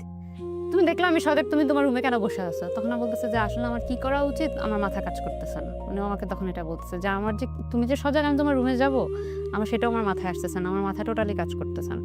তাই আমি বললাম, তুমি কি আমার মাকে ফোন দিছিলা, বলছিলা যে আমি অনেক ভালো মেয়ে, এটা বলছিলা? তখন আমাকে বলে কি, এটা কি এখন বলতে হবে? আমি আগেও অনেক বলছি, তোমার সামনে তো আর তোমার মাকে বলি নাই, কিন্তু আগে অনেক বলছি। আমি বলছি না, আমার কমপ্লেন তুমি খুব ভালো মতোই করতে পারো, কিন্তু ভালোটা তোমার মুখে জীবনও আসবে না, ঠিক আছে, তোমার বলা লাগবে না। এটা বলে রাগ করে আমার রুমে চলে যাই। তখন সে উঠে আমার রুমে যায়, ততক্ষণে নার্স ডাক্তার সবাই এসে গেছে, আমাকে নিয়ে যাবে। তো আমাকে বলতেছিল রেডি হওয়ার জন্য, গোসল করার জন্য, মানে মনে হচ্ছে যে কোরবানি দিতে নিয়ে যাচ্ছে। মানে গোসল করো, এটা করো, সেটা করো, নখ কাটতেছে, আমার চুল বেঁধে দিচ্ছে, আমাকে ড্রেস পরাচ্ছে। মানে ওই সময়টা মানে বুঝাতে পারবো না, মানে মানে মনে হচ্ছিল যে ফাঁসির আসামিকে যেভাবে নিয়ে যায়, আমার কাছে মনে হচ্ছিল যে আমার এখন মনে যা চলতেছে তাদেরও মনে হয় ওই রকমই লাগে। যখন ফাঁসির আসামিকে নিয়ে যায় তাদেরও মনে হয় এই সময়টা এরকমই যায়। আমার হাজব্যান্ড আমার রুমে যায়, আমি ওকে বলছি তুমি আমার রুমে এখন আসছো কেন, তুমি তোমার রুমে চলে যাও। কই এতক্ষণ তো আসছো না, এখন আমি রাগ হয়েছি, এখনো আসছো, তোমার আসা লাগবে না, তুমি যাও, তোমার রুমে যাও। তখনও বারবার আমার মাথায় হাত বুলাচ্ছে, আমার কি করতেছে, থাক আর রাগ করো না, আর রাগ করো না, সরি সরি, আর রাগ করো না। আমি ঝাড়া মেরে ওর হাত ফেলে দিচ্ছি, যাও তুমি আমাকে ধরবে না, তুমি আমাকে ধরবে না, তুমি আমার কাছেই আসবে না, যাও এখান থেকে যাও, তুমি আসছো কেন? তখন আমাকে ততক্ষণে রেডি করে ইন দ্য মিন টাইম আমার হাতে এমন একটা ইনজেকশন দেওয়া হয় যেটা হচ্ছে যে আমার সার্জারিটা যেহেতু রোবোটিক হবে, রোবোটিক হওয়ার জন্য আমার বডি ফিট কিনা এবং এটাতে আমার কোনো প্রবলেম হবে কিনা ওইটা টেস্টের জন্য সামথিং একটা মেডিসিন দেয়, যেটা এত পরিমাণে বিষাক্ত ছিল মেডিসিনটা। মানে আমি এত জোরে চিৎকার করছি, মনে হচ্ছে আমার দুজন নার্স এবং ও আমাকে ধরে রাখছে। মানে আমি মনে হচ্ছে সব ভেঙে চুরে ফেলবো এটার বিষাক্তের যন্ত্রণা, ইনজেকশনটার যন্ত্রণা। সাথে সাথে এই হাত এতটুকু পরিমাণ কালো হয়ে গেছে, পুরোটা হাত একদম বিষাক্ত হয়ে গেল। তখন আমাকে বেডে উঠালো, উঠায় নিয়ে যাচ্ছে। ও তখন পর্যন্ত আমার পিছন পিছন আসতেছে, এই করতেছে, তো মানে আমাকে রাগ ভাঙানোর চেষ্টা করতেছে। আর আমার তো কষ্টে বুক ফেটে যাচ্ছে যে আমি এই মুহূর্তে তোমার সাথে রাগ করে যাচ্ছি, আবার মানে রাগটা পানিও করতে পারতেছি না যে কেন আমি তোমার সাথে রাগ পানি আর একটু পরে করবো না, এত যাদের রাগ কেন ভেঙে যাবে। তারপর সে আসলে আমার সাথে সাথে অনেক দূরে যেতে চাচ্ছিল, নার্স আটকাই দিছে যে আপনার এর বাইরে আপনি যেতে পারবেন না। তখন আমি কাঁদতে কাঁদতেই আমি চলে যাই। তখন যখন আমাকে ওটির তে নিয়ে যাওয়া হয়, একদম মেইন রুমের পাশে একটা মানে একটা ছোট রুম ছিল, ওখানে নিয়ে আমাকে কিছুক্ষণ রাখা হয়। ওখানে কিছু কি করতেছিল আমার এখন মনে নাই। তবে আমি শুধু কেঁদেই যাচ্ছি তো কেঁদেই যাচ্ছি। আমাকে একজন নার্স এসে বললো যে হোয়াই ইউ আর ক্রাইং। তখন মানে আমি কিছু বলতেছি না, শুধু কাঁদতেছি।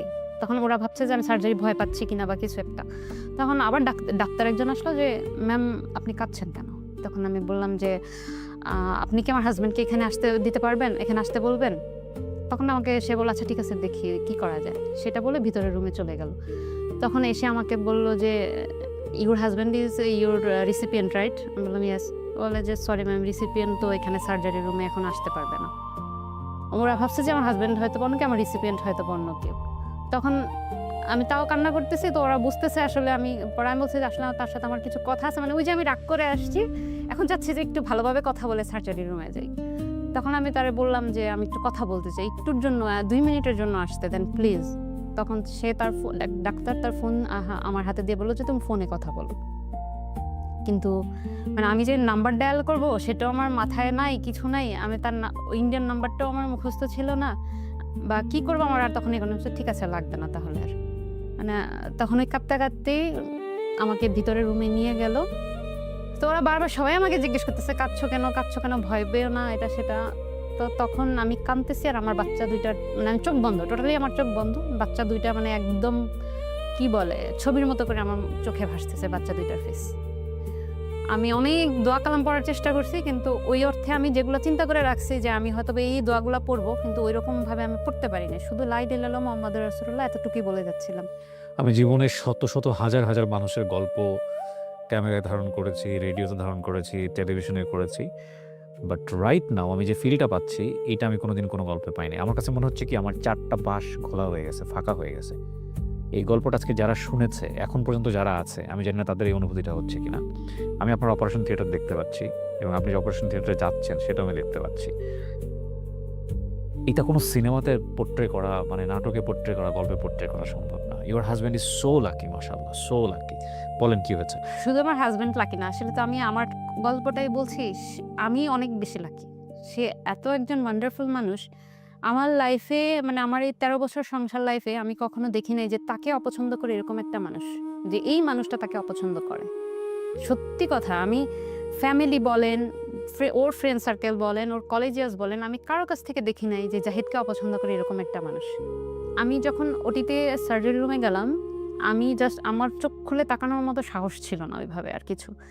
এত চোখের মাথার উপরে এত এত লাইটস, এবং আমার ঠিক বাম পাশে রোবটটা দাঁড়ানো ছিল, আমার বেডের বাম পাশে মস্ত বড় একটা রোবট, বলা চলে বিশাল বড়, মানে আমাদের 2-3 মানুষের সমান লম্বা হবে, এবং এটার 4টা আর্মসগুলো এরকম করে দাঁড়া করা, মানে এরকম করে আছে, যেটা দেখে একবার তাকায় আমি আর সেকেন্ড টাইম এটার দিকে তাকাতে পারিনি। অনেক ভয় লাগছিল যে কি হবে। তখন জাস্ট আমার হাত সোজা করলো এবং ওই নার্সটা আমার সাথে কথা বলছে, গল্প করছে, কি বলছে আমি কিছুই জানি না, আমার মাথায় কিছু ঢুকে নাই। তো জাস্ট আমার হাতটা নিয়ে এভাবে 3টা টোকা দিল, হয়তো বেন খুঁজতেছে বা কিছু একটা করছে, 3টা টোকা দিল। আমি ওই শেষ, আমার আর কিছু মনে নেই। অ্যানেসথেসিয়া দিয়ে দিয়েছে? দিয়ে দিয়েছে, আমার আর কিছু মনে নেই। তখন মনে হলো যে সেন্স যাওয়ার পর্যায়টা কি বোঝা যায় অ্যানেস্থেসিয়া না দেওয়ার পরে? ওই তখন? টোকাটাই শুধু ফিল করেছি, এরপর আমি আর কিছু ফিল করিনি। ইন্টারেস্টিং। এরপর আমার আর টোটালি কিছু আমি আর আমার ফিল হয়। তারপর হঠাৎ করে আমাকে ডাকতেছে, ma'am please wake up, open your eyes.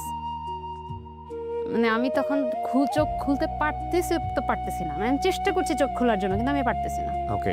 কিন্তু আমার মনের মধ্যে তখন এত একটা ভয় কাজ করলো যে কি হলো, মাত্র 5 মিনিট হলো আমি ঘুমালাম, এখনই কেন আমাকে ডাকতেছে, এখনই কেন আমাকে উঠায় ফেলতেছে।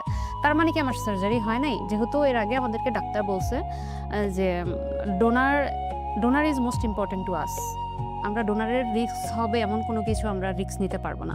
যেহেতু রুগী সে তো রুগী, ডোনারের তো কোনো রোগ নেই, ডোনার তো সম্পূর্ণ সুস্থ, আমরা তার জন্য হার্মফুল হবে এমন কোনো কিছু করতে। সো ওইটা মাথায় কাজ করতেছে আপনার 5 মিনিটে? এবং ডাক্তার আমাকে এটাও বলছে, আমরা টেস্টে তো অনেক কিছু দেখতে পাই, তবে অপারেশন টেবিলে অনেক সময় অনেক ডিসিশন চেঞ্জ হয়ে যায়। আমাদের কাছে যদি এরকম রিস্ক কিছু মনে হয়, আমরা তখন সার্জারি ক্যান্সেলও করে দিই, যেহেতু আমাদের আগে এরকম কথা বলে রেখেছিল। তা আমার মাথায় এটাই তখন সাথে সাথে ঢুকছে যে 5 মিনিট হলে আমি চোখ বন্ধ করলাম, আমাকে এখনই ডাকতেছে, দ্যাট মিনস আমার মনে কোনো প্রবলেম হয়েছে, আমার সার্জারিটা হবে না। তাহলে এখন কি হবে? জাহিদকে আর কে দিবে লিভার? তো আর কেউ দিবে না। তার মানে আমার আর মানে জাহিদের ট্রিটমেন্ট আর করা হলো না। তখন এটাই আমি ভাবতেছি, কিন্তু আমি ওইভাবে আমি ফিলও করতে পারতেছি না। তো দেখলাম যে আমার বেড নিয়ে ওরা খালি দৌড়াচ্ছে আর আমাকে বলতেছে, please ma'am don't close your eyes, just look forward. কিন্তু আমি তাকাতেও পারছি না। ওরা আমাকে দৌড়ে নিয়ে, আমার দোতলায় সার্জারিটা হয়েছে, ওরা তখন মেবি 4 তলায় আমাকে দৌড়ে নিয়ে গেল। আমি ফিলও করতে পারতেছি, আবার কিছু করতে পারতেছি না। তো মনটা খুব খারাপ লাগতেছে যে সার্জারিটা হয়নি, সামহাউ সার্জারিটা হয়নি। অ্যাজিউম করছেন এটা? হ্যাঁ, আমি এটাই ভাবতেছি যে সার্জারিটা হয়নি, যেহেতু আমার কাছে মনে হলো জাস্ট আমি 5 মিনিটস আমি চোখ বন্ধ করেছিলাম। কিন্তু আমি আমার শরীরে হাত দেওয়ার খুব চেষ্টা করতেছি, যে হাত দিলে বুঝতে পারবো যে সার্জারি হয়েছে কি বা হয়নি, কিন্তু আমি হাত দেওয়ারও শক্তি পাচ্ছি না। তখন দেখলাম যে ওরা আমাকে আইসিইউর ভিতরে ঢুকাচ্ছে, এবং আমাকে যে রুমে শিফট করলো সেই রুমে আমি গিয়ে একটু চোখ খুলে দেখলাম যে 4:05 বাজে। আমাকে 6টার সময় সার্জারিতে নেওয়া হয়েছে এবং তখন 4:05 বাজে। 10 ঘন্টার মতো? 10 ঘন্টা। ওকে। হ্যাঁ, তখন আমি মিলাতে পারছিলাম না 4টা বাজে কিসের 4টা, মানে কখন 4টা। তখন আস্তে আস্তে আমার সেন্স আসতেছে, মানে একটু বোঝার চেষ্টা করতেছে। So it's not 5 minutes? না, এটা 5 মিনিটস ছিল না। এবং সাথে সাথে আমার মানে ওরা এত কিছু আমার শরীরের মধ্যে দিচ্ছে, এবং আস্তে আস্তে আমি একটু ফিল করতে পারতেছি যে আমার নাকে অক্সিজেন দেওয়া, আমার নাকের ভিতরে আরেকটা পাইপ দেওয়া, যেটাতে আমি মানে গিলতে পারছি না। আর কথা বলার চেষ্টা করতেছি কিন্তু বলতে পারছি না। আমার পুরো এখান থেকে একটা পাইপ ভিতরের দিকে দেওয়ানো, আমার নাকে মুখে সারা শরীরে বিভিন্ন যন্ত্রপাতি দেওয়া, এবং আমি আইসিইউতে আছি। তখন বুঝলাম যে না, সার্জারি হয়েছে। তাহলে তখন নিজের কষ্ট ভুলে গেছি ওই মোমেন্টে। মানে আমার খুশি লাগতেছে যে আমার সার্জারি হয়েছে। এতক্ষণ তো আমার মন খারাপ যে আমার সার্জারি হয় না, যেহেতু 5 মিনিট হয়েছে, আমি মাত্র ঘুমাইছি। যখন দেখলাম যে বিকাল 4টা বাজে, দ্যাট মিনস সার্জারিটা হয়েছে। তখন আমি ওইভাবে কিছু বলার আমার শক্তি ছিল না, কিন্তু আমি বলতে অনেক চেষ্টা করেছি যে আমার হাজব্যান্ডের কী খবর। আমি ওর কথা জিজ্ঞেস করতে চেষ্টা করেছি, কিন্তু পারি নাই। তার মেবি কয়েক ঘন্টা পরে আমি নার্সকে জিজ্ঞেস করেছিলাম যে আমার হাজব্যান্ডের কী খবর। মানে ওরা তো আর হাজব্যান্ড চিনে না, ওরা বুঝে যে রিসিপিয়েন্ট, আমি ডোনার, আমার রিসিপিয়েন্ট। তখন বলছে যে হ্যাঁ, তার সার্জারি এখনো চলছে। তখন মেবি 6টা বাজে। তখন আমি তাকে জিজ্ঞেস করেছিলাম, বলছে যে তার সার্জারি এখনো চলছে, সে এখনো ওটিতেই আছে। তারপরে যখন ওর সার্জারি শেষে 7:30টার সময়, সন্ধ্যা 7:30টায় ওকে আইসিইউতে শিফট করে, তখন নার্স আমাকে এসে বলে গেছে যে আপনার হাজব্যান্ডের সার্জারি শেষ হয়েছে, সার্জারি সাকসেসফুল হয়েছে, ওনাকে আইসিইউতে দিয়ে গেছে। তখন আমি বললাম যে কোনো ক্রিটিক্যাল কিছু, মানে ওইভাবে তো বলতে পারিনি। আমি বলছি ইজ হি ওকে? বলছে হ্যাঁ, সে ভালো আছে, তার সব কিছু ঠিক আছে। কথা ওইভাবে বলতে পারিনি, আমার এত পরিমাণ শরীরের ভিতরে জিনিসপত্র দেওয়া, আমি কথা বলারও শক্তি পাইনি। 1টা বা 1:30টার সময় আমি মানে পুরোপুরি সজাগ, তখন অনেক কিছুই বুঝতে পারতেছি। মানে প্রায় 2-3 ঘন্টা ধরে আমি একদম তাকানো, কিন্তু কিছু বলতে পারছি না, কিন্তু আবার শুয়েও থাকতে পারছি না। খুব ফিল করা যায় বুকের ভিতরে? হ্যাঁ, তখন আমি সার্জারির পর যখন আমি আস্তে আস্তে ফিল করতেছি, তখন আমার মনে হচ্ছিল যে আমার শরীরের যত কিছু আছে সব বের করে ফেলছে। মানে শুধু আমার লিভার না, মানে আমার লিভার, কিডনি, লাং যা আছে মনে হয় সব কিছু বের করে ফেলছে।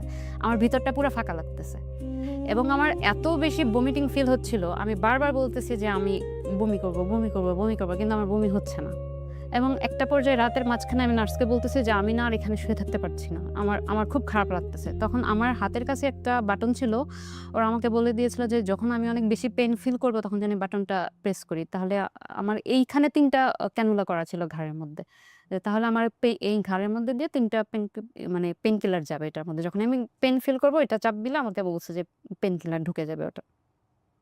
তখন যখন আমি ওকে বললাম যে আমি ঘুমাতে চাই, মানে এখানে আমার এভাবে থাকতে ভালো লাগতেছে না, তখন আমাকে বললো যে তাহলে বাটন প্রেস করো। আমি বললাম যে এটা তো আমার তখন পেইন হচ্ছে না, বলছে এটাতে ঘুমের মেডিসিনও দেওয়া আছে, ওটা প্রেস করে তুমি ঘুমায় যাবা।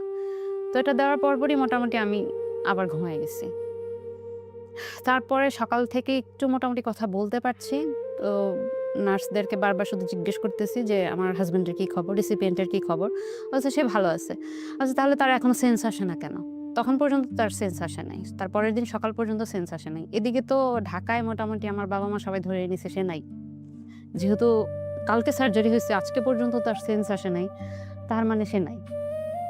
বাসায় তো সবাই কান্নাকাটি করতেছে এবং আমার মনের মধ্যেও একটা সন্দেহ চলে আসছিল, কারণ আমি ওখানে যত পেশেন্ট পাইতাম, ট্রান্সপ্লান্ট পরবর্তী পেশেন্ট সবাইকে ধরে ধরে জিজ্ঞেস করতাম, একজনকে পাইলেই হয়েছে আচ্ছা আপনার কি কি হয়েছে, কি কি সমস্যা হয়েছে, বা আপনার কখন সেন্স আসে, ওটির দিন কি হয়েছে না হয়েছে সব কিছু জিজ্ঞেস করতাম। তো আমি মোটামুটি সবার কাছ থেকে জেনে গিয়েছিলাম যে রাত 10টা-11টার সময় মোটামুটি সবাই সেন্স আসে। আমি কারো শুনি নাই যে এত লেন্দি টাইম লাগছে সেন্স আসতে। তো আমি না সকাল থেকে ভয় পাচ্ছিলাম যে ওরা মনে হয় আমাকে মিথ্যা বলছে, নার্স ওরা মনে হয় আমাকে মিথ্যা বলতেছে, কিছু একটা হয়েছে, সামথিং রং, কিন্তু ওরা আমাকে বলতেছে না, যেহেতু আমিও অসুস্থ রোগী, ওরা হয়তো বা আমার কাছে কিছু একটা হাইড করতেছে। তা আমিও বারবার বলতেছি যে তোমরা কি আমার সাথে মিথ্যা কথা বলতেছো, ও আমার রিসিপিয়েন্ট তো মনে হয় ঠিক নাই, এখনো কেন সেন্স আসতেছে না। তখন ওরা আমাকে বলতেছে যে ডাক্তার তো এখনো আসে নাই, ডাক্তার আসলে ওর তখনও দেওয়া লাইফ সাপোর্ট দেওয়া, তখন বলছে যে ডাক্তার আসলে লাইফ সাপোর্ট খুলে দিবে, তারপর তার সেন্স আসবে। তারপরে মনে মধ্যে সন্দেহ যে ওরা আমাকে মিথ্যা কথাই বলে যাচ্ছে, আমি তাকে দেখতে চাই, আমি তাকে দেখতে চাই, এরকম লাগছে আমার মধ্যে। আমি তো ওদেরকে বারবার বলতেছি আমাকে নিয়ে যাও, আমাকে নিয়ে যাও। তখন বলতেছে যে আচ্ছা ঠিক আছে তোমাকে আমরা নিয়ে যাবো, কিছুক্ষণ পরে নিয়ে যাব। তারপর 12টার সময় আমার ফিজিওথেরাপিস্ট আসলো আমাকে একটু এক্সারসাইজ করানোর জন্য, এবং সে আমাকে বললো যে তোমাকে এখন একটু হাঁটতে হবে। আমি বললাম আমার পক্ষে তো উঠে বসাই সম্ভব না, আমি হাঁটবো কিভাবে, আমি পারবো না। বলছে না তুমি পারবা, তুমি যদি না হাঁটো তাহলে তোমাকে আইসিইউতে অনেক বেশি দিন থাকতে হবে, তুমি কি আইসিইউতে আরও থাকতে চাও? আমি বলি যে না থাকতে চাই না, কিন্তু আমি এখন উঠতেই পারবো না, আমার একটু শক্তি নেই যে আমি উঠে বসতেও পারবো না, আমি হাঁটবো কিভাবে? তখন দেখলো যে আমি কোনোভাবেই রাজি হচ্ছি না, তখন আমাকে বললো কেন তুমি তোমার রিসিপিয়েন্টকে না দেখতে চাচ্ছিলা, দেখবা না? আমি বললাম হ্যাঁ দেখবো তো। বলছে তাহলে চলো। তখন এটা বলার ঠিক আছে তাহলে চলো। তখন আমার আসলে আমি যে পা ফেলবো আমার সেই শক্তি নেই, আমাকে 2-3 জন মিলে উঠায়া ধরে অনেক কষ্ট করে আমাকে ওরা নিয়ে হাঁটাচ্ছিল। হাঁটতে হাঁটতে আমি 1-2টা রুম পরেই আমার হাজব্যান্ডের রুম, ওখানে গিয়ে দেখি ওর রুমের ডোরটা পুরাটাই ওপেন, এবং ওর মুখে যে ইয়েটা দেওয়া, লাইফ সাপোর্টটা দেওয়া, ওটা দেখে আমার অনেক বেশি খারাপ লাগতেছিল যে ও লাইফ সাপোর্টে আছে। মানে এটা ওর সেন্স নাই এখন, তখন 1টার মধ্যে বা 12:30-1টার মতো বাজে, ওর সেন্স নাই, ও লাইফ সাপোর্টে আছে, মানে এটা আমি সহ্য করতে পারতেছিলাম না। এখন পর্যন্ত সেন্স আসে নাই, না জানি কি হবে। আর আমার এদিকে তো বাসায় সবাই ধরে নিয়েছে নাই, সে হয়তো বা নাই। তখন আমি বারবার আমাকে তারপর একটু রেখে আবার আমি তো দাঁড়াতেও পারছি না ঠিকমতো, একটু হাঁটায় আবার আমাকে রুমে দিয়ে গেল। তখন আমি বারবার জিজ্ঞেস করতেছি ডাক্তার কেন আসে না, ডাক্তার কেন আসে না, কখন খুলে দেবে, লাইফ সাপোর্ট কখন খুলে দিবে? তখন বলে যে আজকে একটু ডাক্তার আসতে লেট হচ্ছে, ডাক্তার আসলে দেখবে খুলে দিবে, সমস্যা নেই। আমি বলছি তার কি সব কিছু ঠিক আছে? মানে হ্যাঁ সব কিছুই ঠিক আছে, তুমি টেনশন করো না। তখন আমাকে 3টার সময় ইনফর্ম করে যে তোমার রিসিপিয়েন্টের সেন্স আসছে। ও মানে তার আগের দিন ওকে ওটিতে নিয়েছিল সকাল 8টায়, আমাকে 6টায়, ওকে নিয়েছিল 8টায়। ওর 8টা থেকে ওটি শুরু হয়, তার পরের দিন বিকাল 3টার সময় ওর সেন্স আসে। তখন আমাকে বলতেছিল, তখন আমি বলতেছিলাম তাহলে আমাকে আবার নিয়ে যাও। মানে আমাকে একবার উঠে হাঁটাইতে পারছে না, আমি উঠতেই চাচ্ছি না, তখন আবার আমি সেকেন্ড টাইম উঠতে চাচ্ছি। তখন আমাকে বলল তুমি আবার উঠবা, যেতে চাও? আমি বলছি হ্যাঁ আমি যাবো। মানে আমি নিজের চোখে না দেখা পর্যন্ত বিশ্বাস করতে পারতেছি না। তখন সে আমাকে নার্স বললো আচ্ছা ঠিক আছে, আমি তাহলে ফিজিওথেরাপিস্ট খবর দিচ্ছি, সে এসে তোমাকে নিয়ে যাবে। তারপর ফিজিও ডাক্তার যেতে 1 ঘন্টা সময় লাগে। আমি 4টা-4:30টার সময় আমাকে ধরে আবার নিয়ে যায় তার রুমে। আমার শরীরেও নানান যন্ত্রপাতি, এগুলো দুজন পিছনে ধরে রাখছে, 2 জন আমাকে ধরে রাখছে। একটু টিপটু করে হেঁটে হেঁটে তার রুমে গেলাম, গিয়ে দেখি যে তার রুমে অনেক ডাক্তার, নার্স, অনেক কিছু। তো সে আমাকে দেখে কোনো কথা বলতে পারছে না, শুধু তাকাই আছে। আমারও কথা বলার শক্তি নেই, তবুও আমি তার বেডের পাশে গিয়ে একটু তাকে দাঁড়ায় তার হাতটা ধরছি। তখন আসলে সার্জারির পর তো লিকুইড মানে পানি টানি অনেক রেস্ট্রিকশন থাকে, খেতে পারছে না। তখন সে আমাকে প্রথম কথা বলছে যে আমাকে একটু পানি দিতে বলো। সে কথাও বলতে পারছে না। তখন আমি নার্সদেরকে বলছে এখন ওনার পানি খাওয়ার টাইম হয়নি, আরও পরে দেবো। আমি বলছি একটু দেন, মানে ও তো মানে একদম গলা টলা শুকাইছে, কথা বলতে পারছে না, একটু দেন। তখন ওকে একটু সামান্য একটু পানি দিল, ও খেলো, জাস্ট এতটুকু। আমার আর তখন ওইখানে দাঁড়ায় থাকার মতো, আমি নিজে পড়ে যাবো এরকম অবস্থা, মানে আমি পড়ে যাচ্ছি কখন যেন মাথা ঘুরে পড়ে যাবো, আমি তাকাতে পারি না। তখন আমি বললাম যে আমাকে নিয়ে চলো, আমি আর দাঁড়ায় থাকতে পারছি না। তো ওই অবস্থায় আমি আবার আমার ক্যাবিনে শিফট করি। তখন কিছুদিন আমার এমন মনে হয়েছে যে আমি মনে হয় কিছুক্ষণ পরে আমি মারা যাব। প্রতিটা সেকেন্ড, প্রতিটা মুহূর্ত এত কষ্ট, এত যন্ত্রণা লেগেছে, মনে হয়েছে আমি মারা যাব। তারপর আস্তে আস্তে আমরা রিকভারি করছি। কতদিন লাগে রিকভারি করতে? আমার খুব একটা বেশি সময় লাগে না, যেহেতু আমার ফুল বডি ওপেন হয় নাই। আমি অনেকটাই খুব আর্লি রিকভারি আমি করতে পেরেছি। মানে আমি মনে হয় 5-6 দিনের মধ্যে আমি অনেকটাই ঠিক হয়ে গেছি। লিভার ফিল হতে কত, মানে পুরো লিভার ফিল হতে 6 মান্থের মতো লাগে। অপারেশনটা শেষ হয়েছে 2 বছর আগে? না, গত বছর। কত বছর? আপনার লিভার ফিল আপ হয়ে গেছে? আমার fill up হয়ে গেছে। আপনি গিয়ে চেক আপ করে এসেছেন আবার? জি।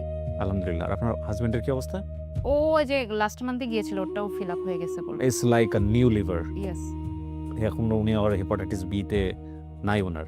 বি ভাইরাস তো কখনোই যায় না। ভাইরাস তো আপনার ব্লাডে এটা সারা জীবন থাকবে। ওকে, কিন্তু ওনার কলিজা নষ্ট করে ফেলে নাই? না, কলিজা এটা নষ্ট করবে না, এবং সেজন্য ওকে আজীবন মেডিসিন খেয়ে যেতে হবে, যাতে ওই ভাইরাসটা আর কোনোভাবে ওর কোনো অর্গান যাতে আর নষ্ট করতে না পারে। হি ইজ কমপ্লিটলি ওকে নাও? না, ওকে। আপনাদের এই মানুষটাকে দেখতে ইচ্ছে করছে না? আমি আনছি তাকে। তোমার হাজবেন্ডকে নিয়ে উপর আসো। So you are the luckiest man in the world.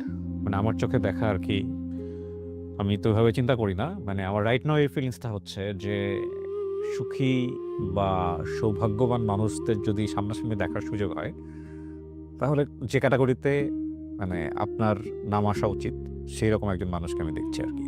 আপনার এটা ফিল হয় না? অবশ্যই অবশ্যই ফিল হয়। আপনি সুস্থ আছেন সবকিছু মিলে? আলহামদুলিল্লাহ। মানে কি জার্নি পার করে আসছেন, এটা মনে হয় মাঝে মাঝে? এটা তো অবশ্যই মনে হয়, প্রতিনিয়তই মনে হয়, এবং এটা মনে হলে নিজেকে আর তখন আর নিজের থাকে না, কারণ আজকে এই অবস্থানে আছি। বাট বাস্তবতা তো হলো যে এরকম নাও হতে পারতো। না হতে পারত। বাট আপনার ওয়াইফের গল্পটা আমি তো আসলে 1.5-2 ঘন্টা এখানে বসে থেকে শুনেছি। সো আমার যা ফিলিংস, সেটা আসলে সেই জায়গাটাকে আমি বারবারই বলবো যে আপনি অনেক সৌভাগ্যবান একজন মানুষ। পৃথিবীতে ভালোবাসা দেখানোর জন্যে খুব একটা সুযোগ পাওয়া যায় না।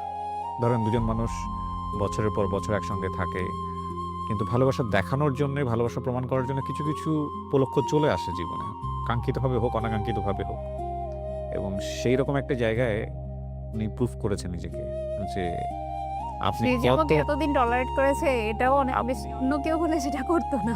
আপনি কত না, আরে আসলে ঠিক ওরকম কিছু না যে টলারেটের কিছু না, কারণ আমি আমাদের বিয়ে যতদিন থেকে আমি শুরু থেকেই তো তাকে দেখতেছি। আসলে তার মেন্টালিটি শুরু থেকে আমি দেখছি পজিটিভ প্লাস এভরিথিং। আসলে ওরকম নেগেটিভ কিছু না। একটা মানুষের অনেক কিছুই থাকতে পারে, দোষ, বাট ও পজিটিভ। সে শুরু থেকেই আমি দেখছি, আমাদের বিগিনিং ও এরকমই। তো আজকে এই ঘটনা ছাড়াও যদি আমার কাছেও কিন্তু অলওয়েজ এরকমই ছিল, যে আজকে এটার পরে হয়তো বা আপনি একটা মন্তব্য করলেন, একটা করলেন, বাট এছাড়াও আমার কাছে তাকে এরকমই। আমি 1 বছর আগেও আমার কাছে যেরকম ছিল, আজকে 1 বছর পরে আমার সার্জারিটা তো 1 বছর হলো।